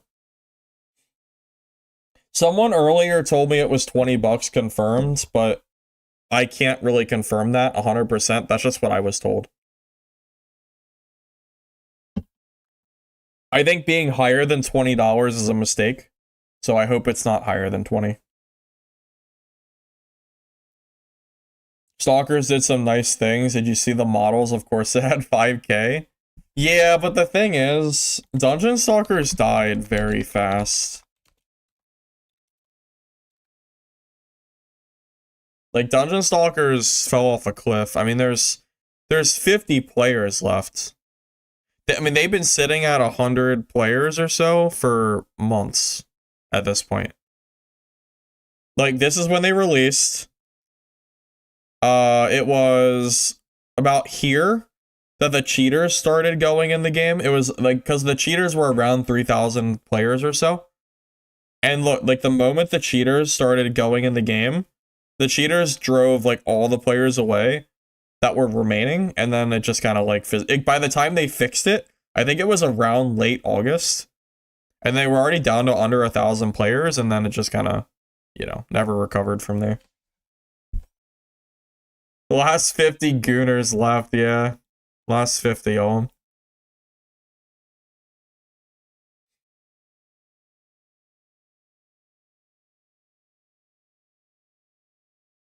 There's a comment from the Midnight Walker devs that said $20 in the comments. I'll take your word for it. I'll just assume it's $20 for the time being. Me too. I don't think I noticed cheaters until a few days in. I feel like it took me like at least 4 days to see cheaters there. I don't even know what there is to do in Dungeon Stalkers at this point, because there's no players. Like, it's just, you might as well just play PvE. No, Dungeon Stalkers was, no, it was PvP. It had both. It had PvE and PvP. I mean, don't get me wrong, Dungeon Stalkers wasn't, like, the best game out there, but it was okay, you know? If Dungeon Stalkers had thousands of players, I would consider playing it just like to see what they've done to the game. But I'm not gonna play it with 50 players. There's no point. You don't. It's the problem with PvP genres. You can't have a game really be playable with only 50 players. It's not. You're not gonna see anybody in your lobbies, you know? Not to mention, the Q&A guy of Dark and Darker didn't touch dad for a month. Well, I don't really know. I didn't watch the Q&A. I personally haven't played Dark and Darker very much in the last, like, 3 months. I played it, like, maybe 2 or 3 times at most. I mean, I really haven't played a lot either. I mean, quite frankly, because the game's not in a good state, you know? It hasn't really been worth, it hasn't been worth playing, really. I hope it changes. I would love to have another season where, you know, I feel like the game is more fun to play.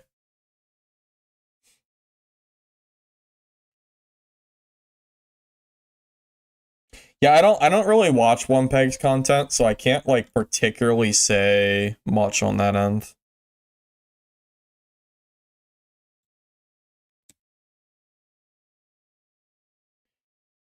Although, does Dark and Darker even have much of a Twitch following anymore? Like, big streamers?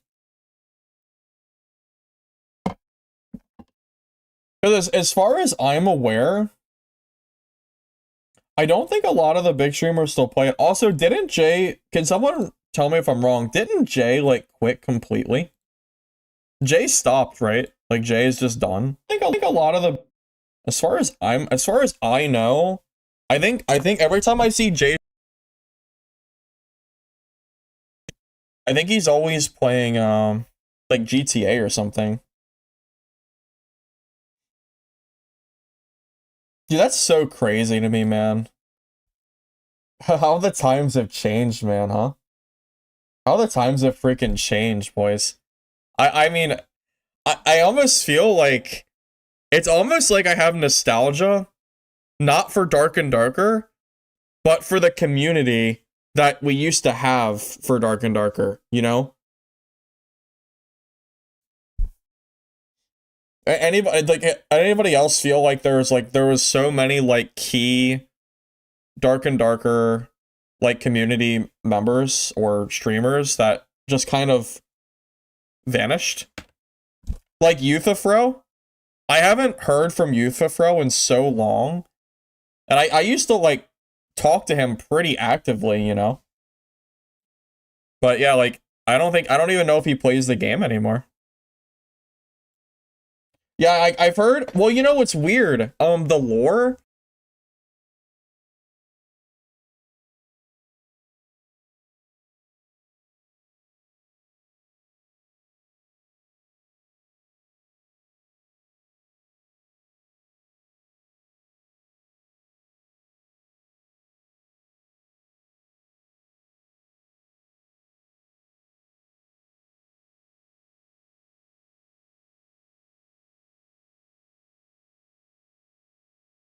Hello?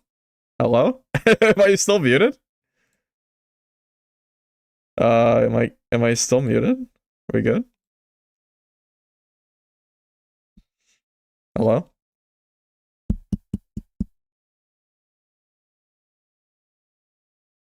Oh, okay. Okay, we're good. All right. So what I was saying was, oh yeah, so I like the lore.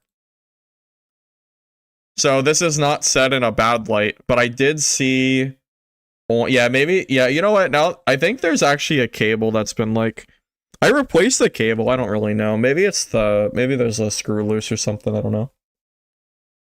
Oh, okay. Anyway, so I was on Reddit and I saw a post about the lore, and I saw people complaining that whenever lore is playing dad, they feel like he spends a lot of time complaining about the game or, you know, the developers or whatever.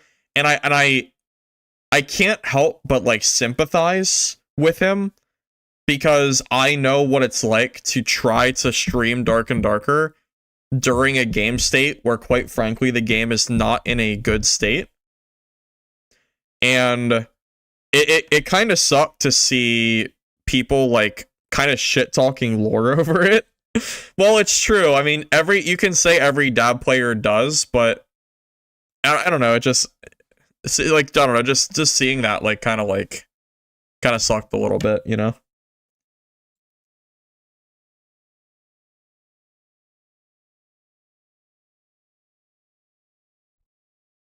I mean, does anyone here still actively watch the lore? Because I haven't really watched him in probably a few months. But I don't know. I was just the stuff on Reddit that I had saw. He gets 300 viewers when he plays Dad and 40 when he plays Ark, so you can see why he does. Well, yeah, I mean, I get it. You know, I understand. I'm not saying that that I don't get why the lore is, you know, is playing Dad even though he doesn't really want to play it. I get it 100%, you know?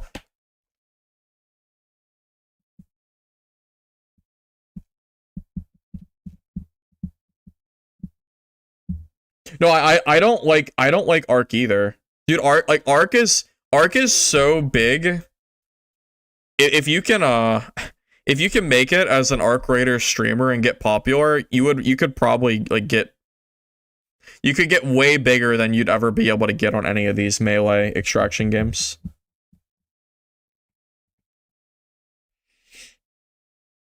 I mean, think about it. Like the super big streamers that are playing Arc Raiders are pulling in tens of thousands of viewers, you know, maybe more.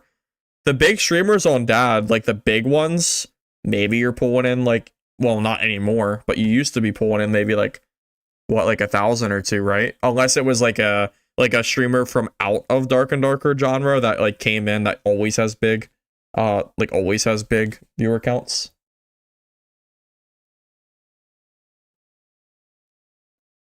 No, trust me, I like the lore. I have nothing, like, he's definitely a good guy. I have nothing against him whatsoever.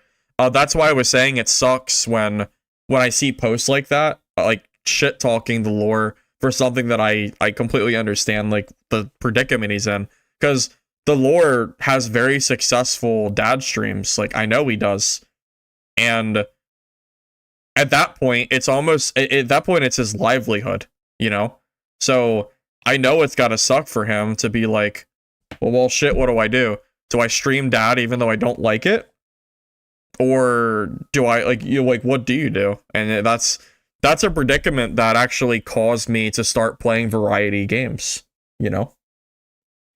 Like the only reason I even started playing other games, like, well, I mean, it's like a dozen of them really at this point, but that was a big reason I had swapped to Dungeonborn at the time, is I wasn't really a big fan of where Dab was at the time, and I just wanted to do something different. And besides that, like, there were so many other games I've played at this point on my channel, and I'm still glad I did, you know? I completely acknowledge that if I stayed on Dad exclusively, and I never left, period, I probably could have grown bigger streams and, like, you know, like, bigger streams and my channel. However, at the same time, I would have hated it. I would rather stream to a smaller audience while enjoying what I'm doing, like enjoying while I'm streaming, than play a game that I absolutely loathe, and then no one is going to want to watch me anyway because I'm not going to enjoy playing the game. Hey, Prophet. Welcome, sir. Good to see you. Are you still making those funny videos?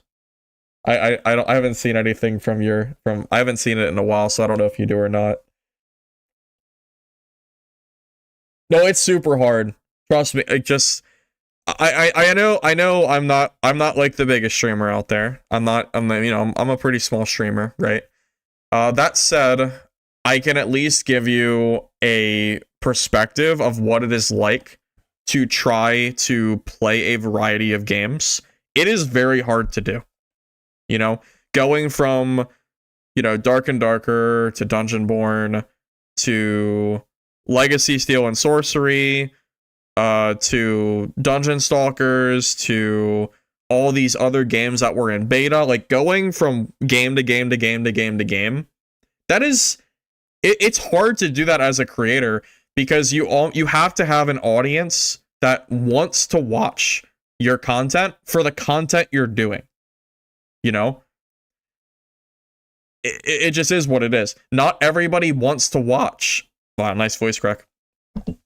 Not everybody wants to watch every game that I'm playing. You know, that's just the case. It just is what it is. And I recognize that. So my hope was that when I started playing a variety on my channel, that as new games came out, I would be able to stream them and make content for them and still be successful with them. So, you know what I mean? So I'm hoping that with the release of Midnight Walkers and Mistfall Hunter and even Hunger, I'm able to hopefully go over to those games and stream them to, you know, hopefully like a decent audience, even if I'm not playing Dark and Darker, you know? That's ultimately what I am hoping to do.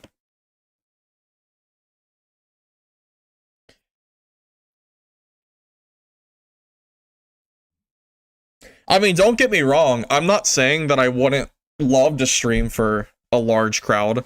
I mean, I'm sure not all of you were around, but I peaked in Dungeonborn at about 1,000 viewers, and even during like the lower streams, I was still at like 500 or 600 viewers.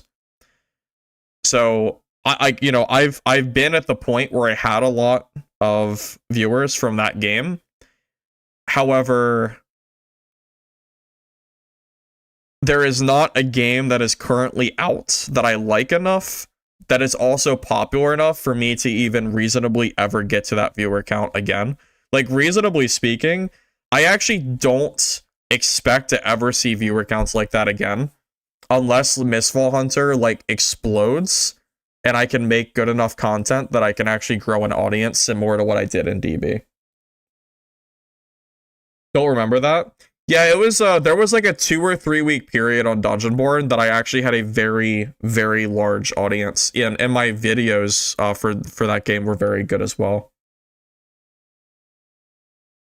So you can probably understand why I was upset when Dungeonborn died, because I went from, you know, I went from my 1,000 viewer streams to the game being dead. I'm like, well, shit, I guess that's it for me, you know?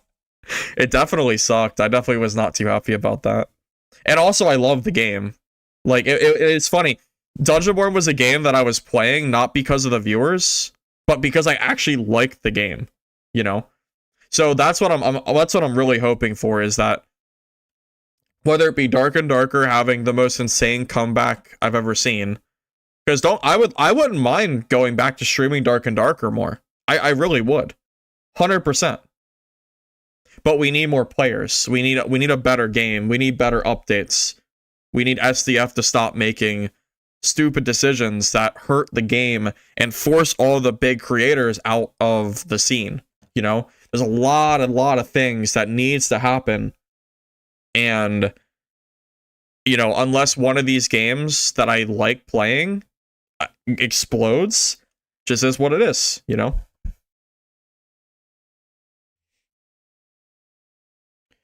Peanut went from a couple hundred views to like 30K. Yeah, Peanut's almost like the exception. He definitely exploded pretty crazy.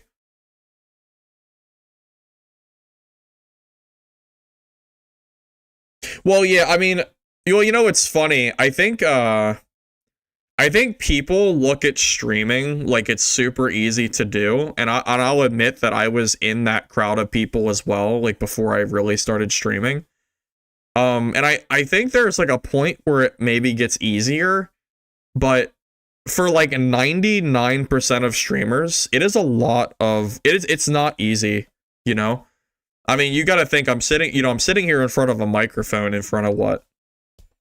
Maybe like, I haven't really looked at the numbers. If I had to guess, it's probably like 50 and 50, maybe like 100 of you between the two streams. That's usually about what I pull for like my conversation streams or whatever that you want to call this. So, you know, you figure I'm sitting here talking in front of you guys for like a few hours. And you know, that's not everybody even wants to do that. You know, not everybody is comfortable sitting in front and talking to that many people at once. And you know, I personally don't mind it. I think at first it made me like a little bit nervous. Like whenever I would like pop in like the little stream and I was like playing Dad, I would say like 100 people. I'm like, oh my god, there's 100 people here. Like what? What the hell? Like what do I even do, right? But over time, I've obviously gotten used to that, so it doesn't really bother me. I can stream to pretty much any amount of players. I can stream to any amount of people that are watching me that I really care about at this point. As long as I'm enjoying the game that I'm playing, I will probably always do streams no matter what. I did consider, because obviously my like streams have like kind of died down. So most like I'm still looking. I'm thinking about doing like something else outside of like just streaming, because I used to do like logistics work, and the reason I started streaming full time back in the day was actually because I didn't get fired, I got let go because the job got replaced. Like the whole job got deleted from the company. So I started streaming Dad, and then I actually, like, from Dad the Dungeonborn, I was actually making good enough money that I didn't need to work. But I've considered going back to that other work, and to be honest, it'll make streaming a lot less stressful because I will no longer have to care about viewer counts at all. I will just do it strictly for fun, and if they do well, that's great, and if they don't, that's fine, and then we'll just go from there. But my plan, for those of you that are still sticking around for this long, my plan is to remain streaming for the foreseeable future, as long as there are games that I want to play for stream. So you know, between Midnight Walkers, Mistfall Hunter, new Dad updates, Hunger, and whatever hell else releases, my hope is to continue streaming, you know, for the foreseeable future. So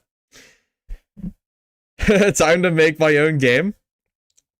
You know, it's yeah, I don't think that's gonna be for me, man. I don't really have the expertise to make my own game, and I also am aware of how hard something like that is. Realistically speaking, that's not gonna happen. So probably not. All your homies hate working? Well, I mean, no one likes working. All work is terrible. I've always felt that way. I was working since I was 17. I worked at McDonald's to start, like when I was in high school. Then I went to a kennel Yeah, I worked in a kennel for dogs. Like dogs that would stay at like people would go on vacation and they would leave their dogs there. So I worked there. Then I worked at Amazon because I did logistics work there. Then Amazon removed the logistics department. They actually deleted it and they off-sourced it because it was cheaper. You know how that goes. So I got let go. And then I went to IKEA and did logistics work. And then I moved. And then I started streaming Dark and Darker. And then Dark and Darker streams started to pick up. And then Dungeonborn streams really started to kick up. And then at that point, I was like, oh, I can actually make enough money to live off of doing this. And then Dungeonborn died. And then Dad started to die. And then every other extraction game that I played died. So at this point, you know, at a certain point, I just gotta like accept it is what it is. You know, I still want to stream for fun. My streams, I don't plan to ever completely stop as long as there's other games I want to play. But yeah, at a certain point, you know, I'll play and make videos on extraction games. I'll do what I want to do for fun, and you know, if people want to watch, that's cool. If not, you know, I don't want to be reliant on streaming income, quite frankly, because it's very stressful. So yeah, making streaming work as a job is something I would never recommend anyone do. Like I would always recommend still working at like your main job. I would never recommend doing what I did, although I didn't do mine by choice. I would never have left Amazon in the first place if I didn't get let go, if they didn't outsource my job, because I actually liked my job there. So yeah, my path, basically, the reason I'm even here right now is because of, you know, the whole thing at Amazon. Your day 192 of being unemployed. Yeah, I've been there where you have streaks of being unemployed and you don't really know what to do. I've been in spots like that. Yeah, I saw that. Yeah, Arc Raiders is taking the world by storm pretty much. You know what you could do? Start playing Dad again and only make wizard videos again. Well, Envisionist, we have the new Dad update coming, so I might end up playing some more Dad with the update. We'll see. You know what you could, let's see, where do I work now? Well, right this second, I'm in the process of, like, I'm looking, because I did have enough income from streaming, but now I'm at a point where I'm actually trying to figure out what I want to do. Do I want to go back to logistics work, or do I want to take this opportunity to do something completely different? Because it's been a while since I've actually gone out into like the workforce, you know? Because again, I've been making enough through streaming to do it, but obviously that might not pan out the way that I was hoping it would. So I actually don't know. I actually have no idea what the plan will be. However, that said, I will always plan to still stream, you know? Even if I have a typical 9 to 5, like I'll still stream like when I can, you know? That's my plan, at least. I mean, content creation is, I mean, it's more or less similar to streaming. I mean, it's the same ballpark, really, because content creation is more about, well, how, like, you know, your I guess your video editing skills and all that fun stuff. I mean, I do both, you know. Well, I do both when games that are out that I want to play are out. You know, like if you go to my channel and you look at like Mistfall Hunter, I made at least 7+ videos on Mistfall Hunter because I enjoyed making them, you know? Hey, Schizo. Good to see you, man. Hope you're doing all right.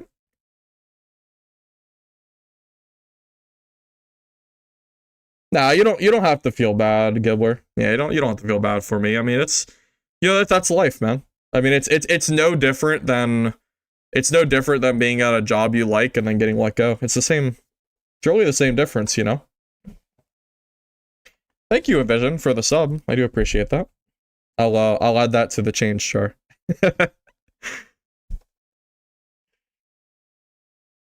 Streaming for 50 to 200 online can cover rent for life. Well, no. You have to remember, ATS, that between YouTube and streaming, I had more than 50 to 200 viewers. Like during Dungeonborn days, I had 600 to 1,000 viewers.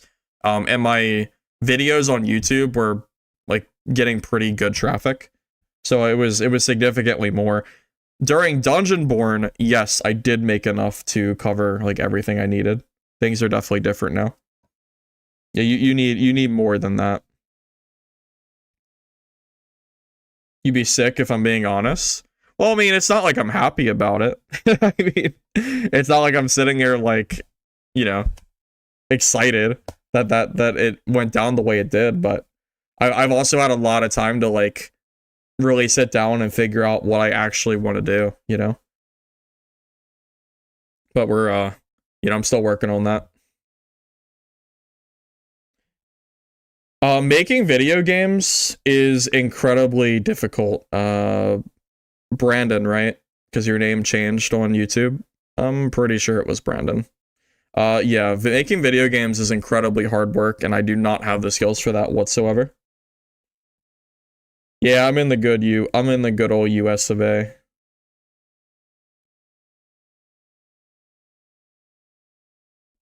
No, you know, honestly, I always look at it like an outlook of there are plenty of people who have it worse than I do, really, you know? I mean, if my biggest complaint at the moment is that, you know, it's fine, you know. There's plenty of people out there who are far worse off than I currently am, so I really can't complain. Especially with all the shit going on at the moment in our country.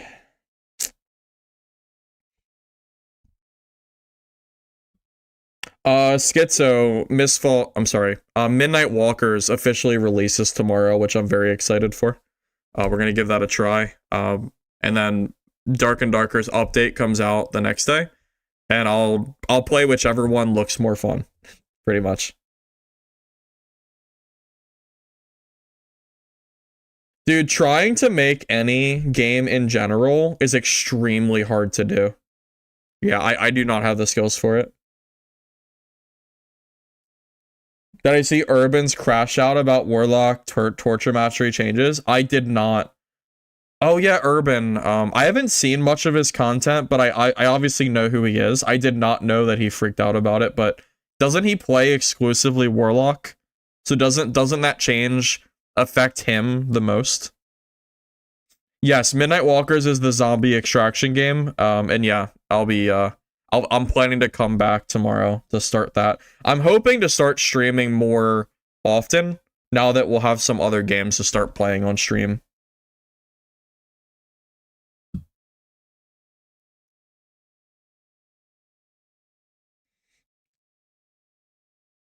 Yeah, I saw the High Guard hype, and then it died instantly. That was pretty crazy. Yeah, Junior, it takes a lot of work and effort and skill to make your own game. Way more than I have. Way more than I have.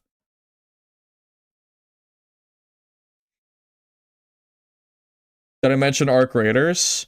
Well, I don't really like Arc Raiders. Veersry, Twitch has never allowed random people, like, I don't know why, but Twitch has never allowed people to post links, I think unless you're a mod.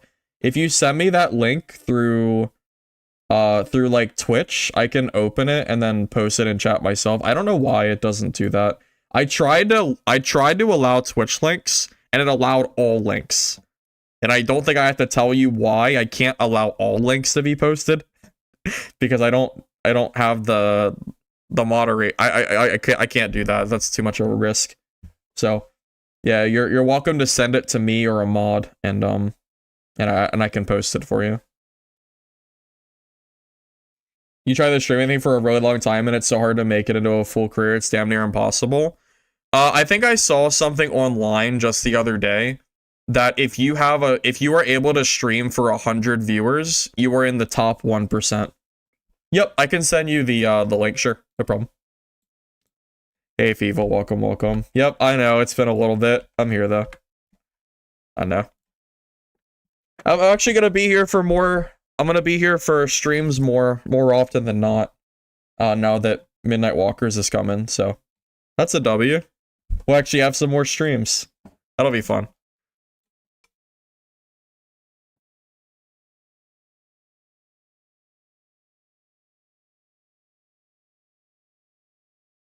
So any of the... Oh, this is the clip. Any of the damage that they take themselves from their own spells will all be considered recoverable health. But if they get hit by anything, if they take damage from any outside source, they can only fill up to the top of the recoverable health bar from their own healing. It's dead. Yes. What's the point? So you have to drink health pots. It's dead. What's the point in TM? Yes. They literally just killed it. It's dead. So it's actually basically dead. what he's saying is that now he has a new kind of philosophy. TM is dead. For, Is that... You think that's true? Is TM actually dead? It probably is dead, to be honest. That I don't know if you're gonna be able to make it work or not with recoverable HP. Although I will say, Warlock has always kind of been on my shit list for the shit that they've been able to do. Gear Warlocks are never fun to fight, so you know, I guess we'll have to wait and see. Yes, I did. Yes, I have heard about Hunger, but as far as I know, we don't have a release date yet, so I'm still just trying to be patient. But yes, Hunger, I'm actually very excited to be able to play Hunger with you guys. That'll be fun. Yeah, there's no release date yet though, so we're still waiting.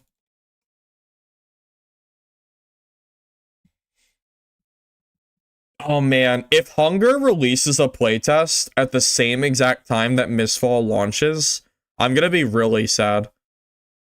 Because I want to play both, and I really don't want to have to choose.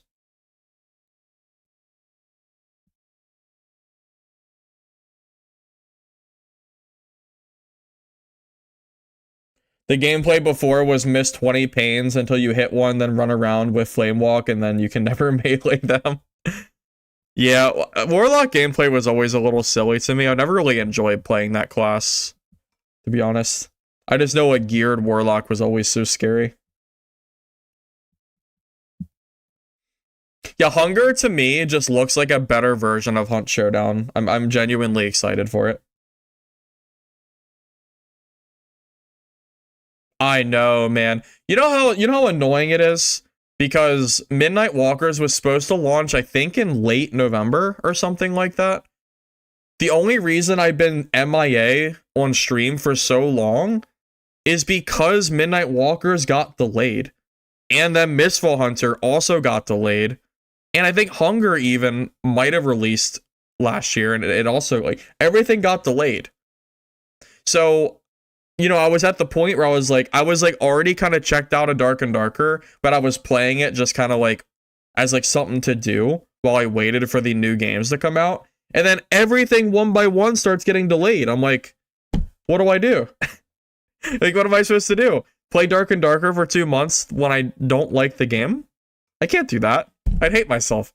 So I was like, I'll just come back when the games start releasing. And, you know, go figure. Midnight Walkers releases, and then Dark and Darker's update comes out the next day. You know, so we have all this downtime, and then it just releases so soon, you know? Oh my god, man. It's just so funny. Hunger is, it's like a melee... I mean, it's a melee-focused extraction game, but it's almost similar to, Hunt Showdown. It has guns, but it's more melee-focused. Yeah, I don't know how else to describe it. If you've seen Hunt Showdown, think of Hunt Showdown, but a little bit more melee-oriented is my understanding.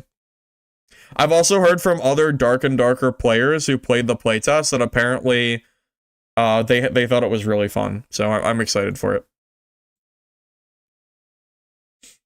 GTA 6 only releases on console, which means that it's not really releasing for me. I'm not buying it on console.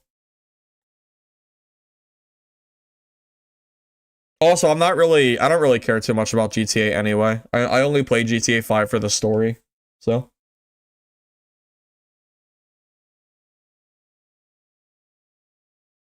Oh, does Hunger not have a solo queue? Oh, that would suck. I hope that's not true.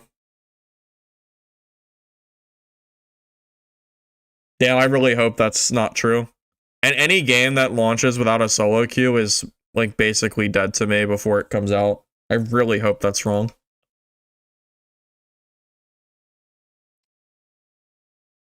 God, that would make me so sad. I really hope that's not true, man. Okay. Man.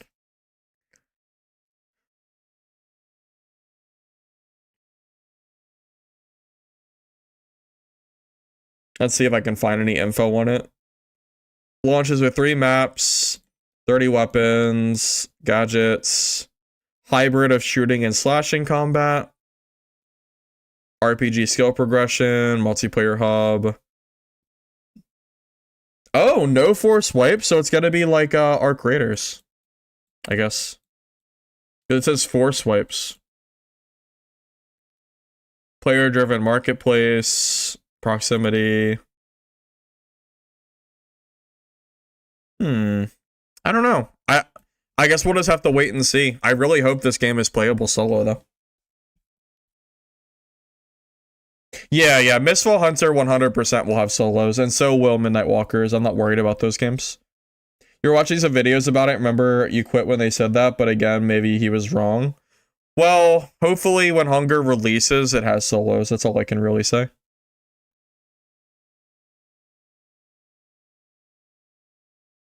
Yeah, Hunt Showdown just doesn't really interest me too much. I am much more interested in Hunger. But I do hope that the game does not end up being, you know, no solos, because that obviously will not be super great for me. I hope that's not true. You were here for Mistfall. The game looks cool too. Yeah, no, Ansi or Ancient or Ansi. I'm 100% looking forward to that as well. It's apparently the playtest is going to be next month. We don't have a date yet, and then the release is March. So next month and the month after, I promise you, I will be here streaming Mistfall Hunter.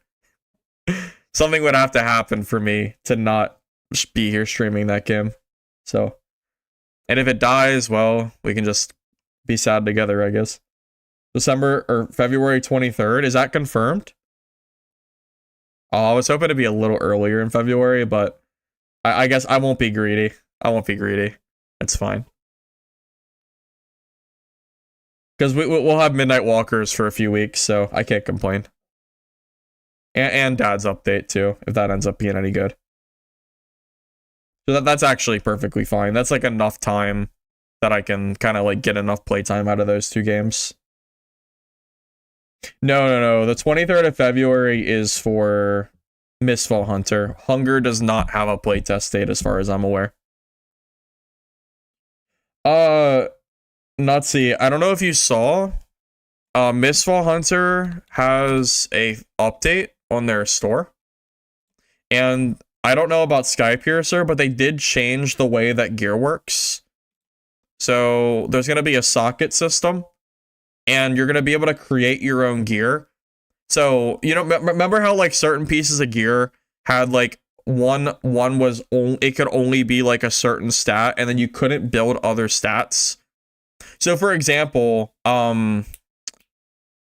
what class? Seer wanted Seeker. I think that's what it was called. But you couldn't build it on your gear because it didn't exist, except for rings. So my understanding is this will allow you to socket and create your own gear now, which I think sounds way better than what was in the previous tests. Because what happened was a lot of the items were just dead. I also hope they fix the auction, because they didn't give you enough auction slots. It felt very, very minimal. I hope they give you more.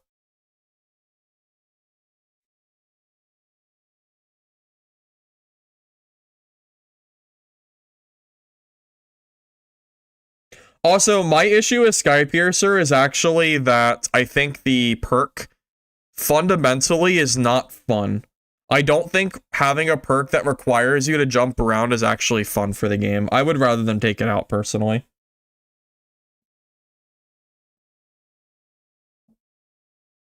Well, yeah, the player auction was super expensive, and you barely got any extra slots. They need to increase it by a lot.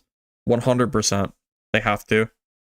Well, I mean, I guess they don't have to, but they really should.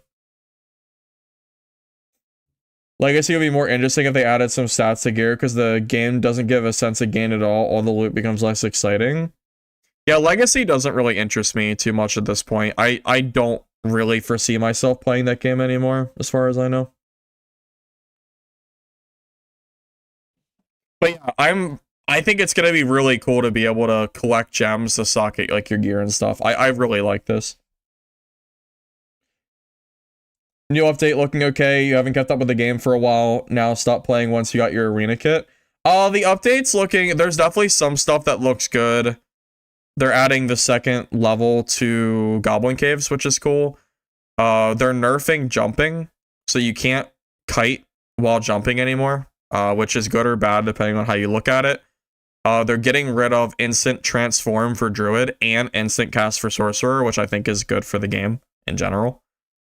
They're also removing stats. They're removing all ats, removing HP roll, removing true fizz and true magic, and movement speed.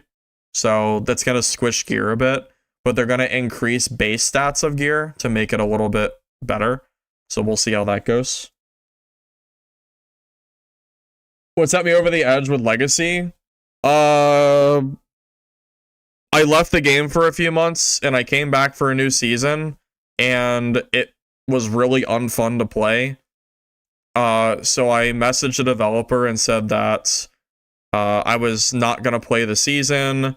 I gave him the codes that he gave me back and I said that I would check out a future update and see like how the game was doing. And then I logged into the Discord and they removed me from their partner program. And I already kind of didn't like their game anyway, so I just decided that that would be the end of that, so I just left.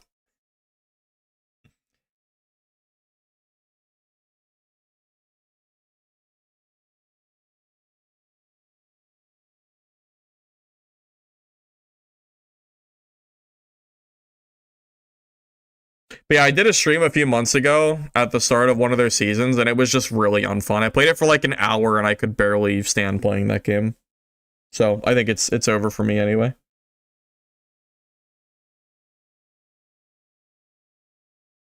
Well, yeah, they said that they're gonna buff Barb and Fighter with crazy perks and skills, so it's probably gonna be Barb and Fighter meta for at least a few weeks. Did I ever check out Renown? I'm pretty sure that game died. Yeah, that game died like pretty much on arrival. No, I only played the beta. And then I didn't play the release because it didn't have any players. Yeah, no, I honestly don't know why they would remove me from their partner program because I told them I would check out a future update. I just didn't want to play that update because I didn't think it was very good. And I guess they were not receptive to critical feedback from me. I guess they wanted me to like just tell them the game was perfect or something. I don't know. But I wasn't willing to do that. I've always been open about how I feel about games, regardless if they're giving me anything or not. Which Legacy didn't give me anything except for the copy of the game, and then free codes to give to you guys, and that was it. So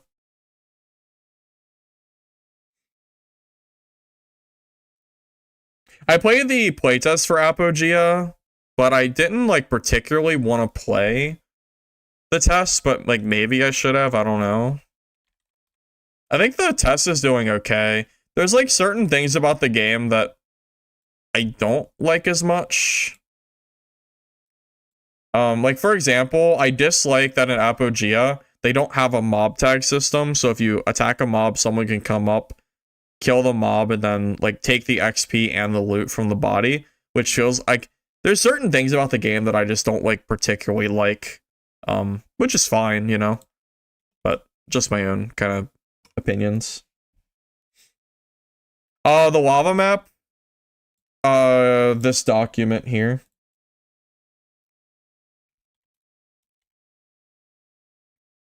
Yeah, the lava map info, like the little bit that we have, is in the Q&A from that document. I don't remember exactly where it is on this page, but it's here somewhere. Oh, here it is. Lava map release as Goblin Caves Floor 2 Fire Deep.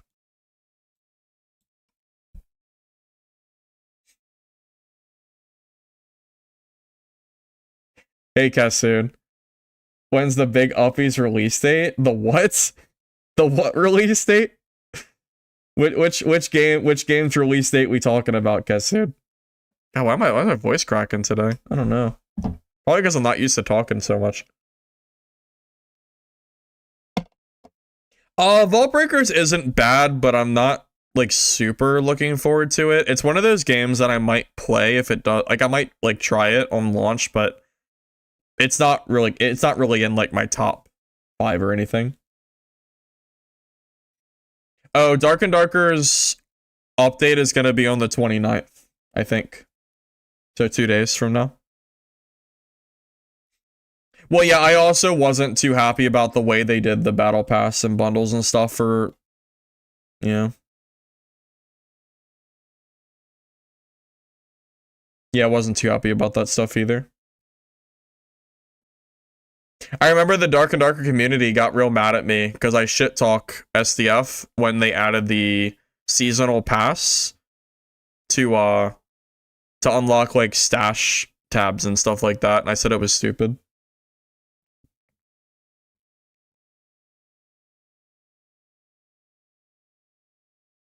You like the game, but the XP loss is a hardcore even for a no-lifer like you. I don't know how significant the XP loss is, but I did hear that it can be pretty significant.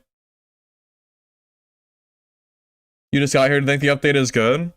There seems to be more good than bad in this update, so it'll just depend on the execution of how they update the game at this point, Koji. So we'll just have to wait and see what it looks like. It's 10% total? Wait, 10% of your total XP every time you die? That's crazy. I don't like that. Yeah, I don't like that at all. That's a lot. Maybe if it was 10% of your current level XP, but total? That's crazy. If you couldn't de-level, I wouldn't mind it as much, but de-leveling from that sounds like AIDS. That does not sound fun.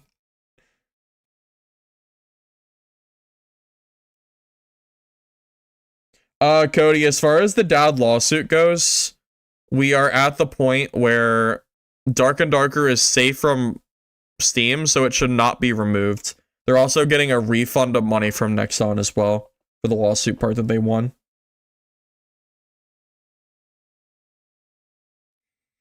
Well, you know what it comes down to, Umpax, is the fact that most games need to be compliant on being somewhat casual friendly, or the game usually does not do very well. Or at least it won't do as well as it could have. As far as I know, even games like Tibia, which is what the game is kind of trying to be similar to, I think is not as punishing as this game is. No, D-level is for Apo, or Apogea, or Apogea, whatever that game is called.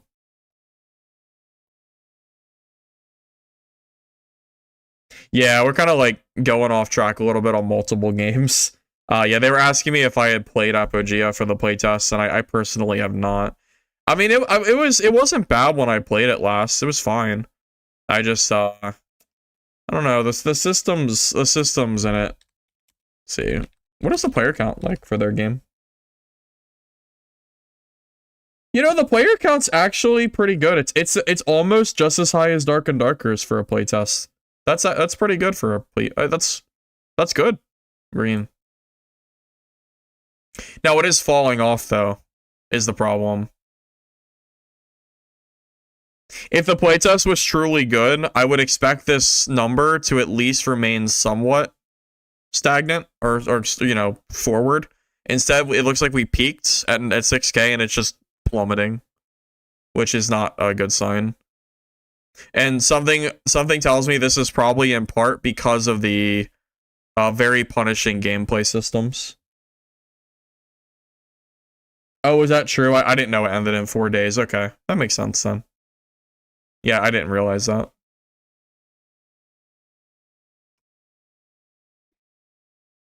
Well, hopefully the developers are actually open to feedback and they don't release the game so hardcore that no one wants to play it.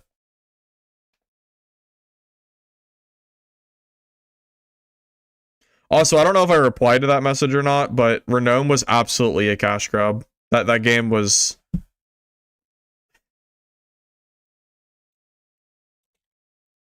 Renome, like, I'm like, this isn't like a joke. It's actually dead. It launched at 2,500 players. This was that like Melee Rust game. It is actually dead. There is 1 player online. Thing in the bottom right. You mean this handsome mug? You already know.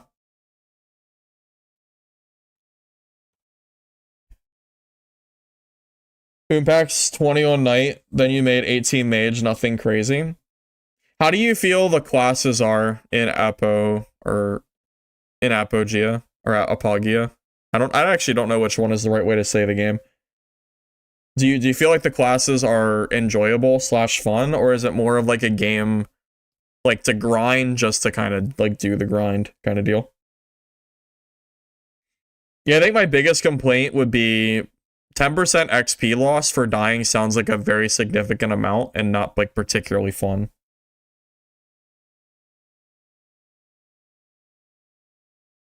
That's probably my biggest issue. It's just a game just really for grinding. Yeah, Gonzo, that... I think there's a subset of players that will enjoy a game like that. However, I don't know if that kind of game is sustainable for the long term. Because at a certain point, the casuals will leave because it's too grindy. And then you'll be left with a dedicated, small, hardcore player base. And it might be hard, especially because I think there's PvP in that game too, where you can lose all your gear. Which just, the mechanics just sound like way too hardcore for like 99% of players. Mage is pretty fun where you have to move around. Night gets a bit boring and a lot of AFK killing. Yeah, that doesn't surprise me at all. I kind of figured. Adriel, the traits take too long to get online. Mage early sucks, but it's good late. Knight's early good, but sucks late. Can you change your class? Can you change from Knight to Mage? And there are no items that lower XP penalty. I'm not aware. I don't know the answer to that. Nice. As far I can only tell you what I've been told. I've just been told that you lose 10% XP for dying in that game. That's all I know. And apparently if you die during Blood Moon, you lose 50% of your gear, which is insane. Also, I imagine in a game like that, Blood Moon is probably groups of players teaming up and looking for easy kills. So I remember, because I played the last playtest, I remember that you started as a squire, and then you chose a class, but I couldn't remember if you could update your class once you chose. That's what I wasn't sure about.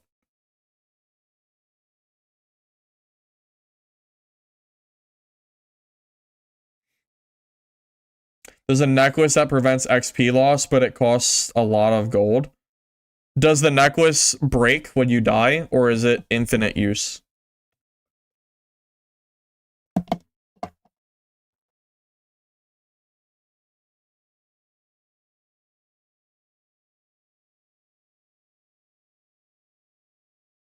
I mean, to be frank, I don't think you should ever be de-leveling in a game like that. I think worst case scenario, if you want 10% of your XP loss, it should be based on your current level only, not like previous levels. I think that is too hardcore.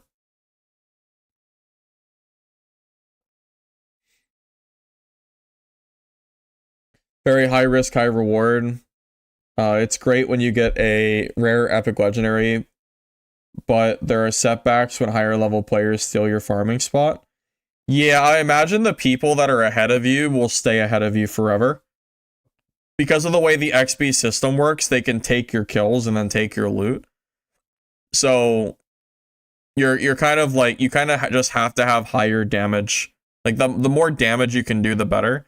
So you probably don't want to be tanky because then you'll kill stuff too slow.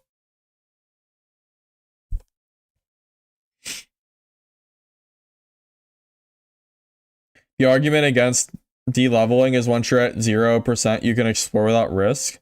Is that really a problem though? I don't really see that as a problem.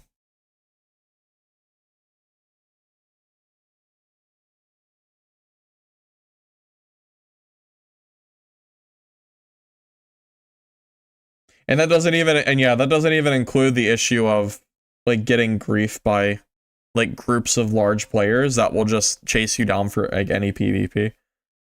God, are they gonna have a PvP server? Because that would be insane to me. I could not even imagine trying to play Apogea on a PvP server. Especially if you lose 30% of your stuff, that would be crazy.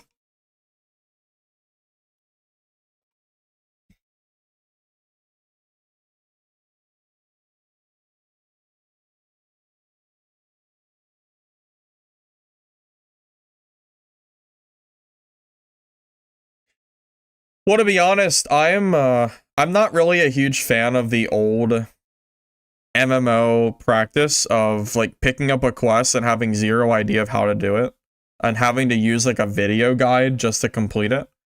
I actually prefer, it doesn't have to completely hold your hand, but I actually prefer it being a little bit more modern, where at least I don't want to have to look up a guide to do every quest, you know? That kind of stuff doesn't interest me too much. Although I could get past that if the game wasn't so punishing otherwise, but between that and how punishing the game is, it's just probably too much for me.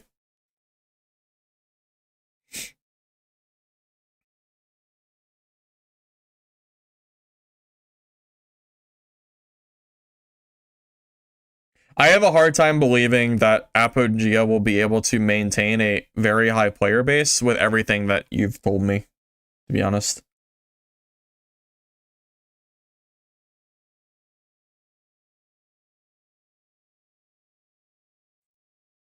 Well, I imagine everybody's just constantly griefing each other over loot.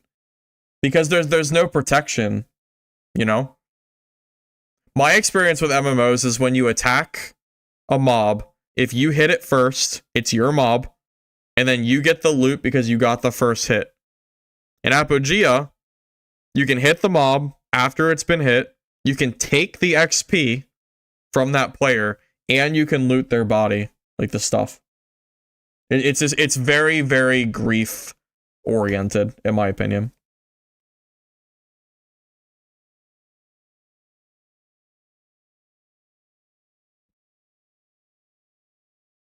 Game is free to play with microtransactions such as resetting your stats and traits.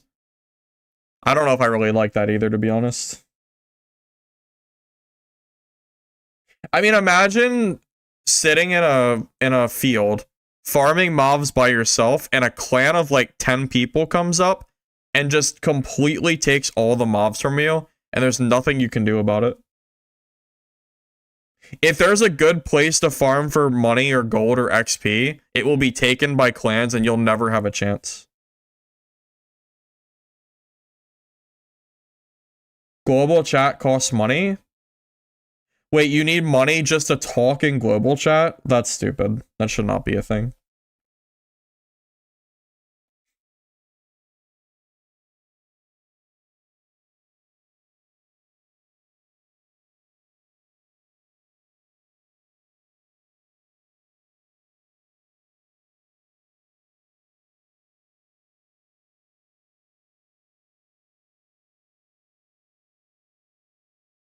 Yeah, at least from everything you're telling me, you're definitely not convincing me that I should play this game. Everything that I'm hearing makes it sound like, yeah, I don't know. It sounds like it's a little bit much for me personally.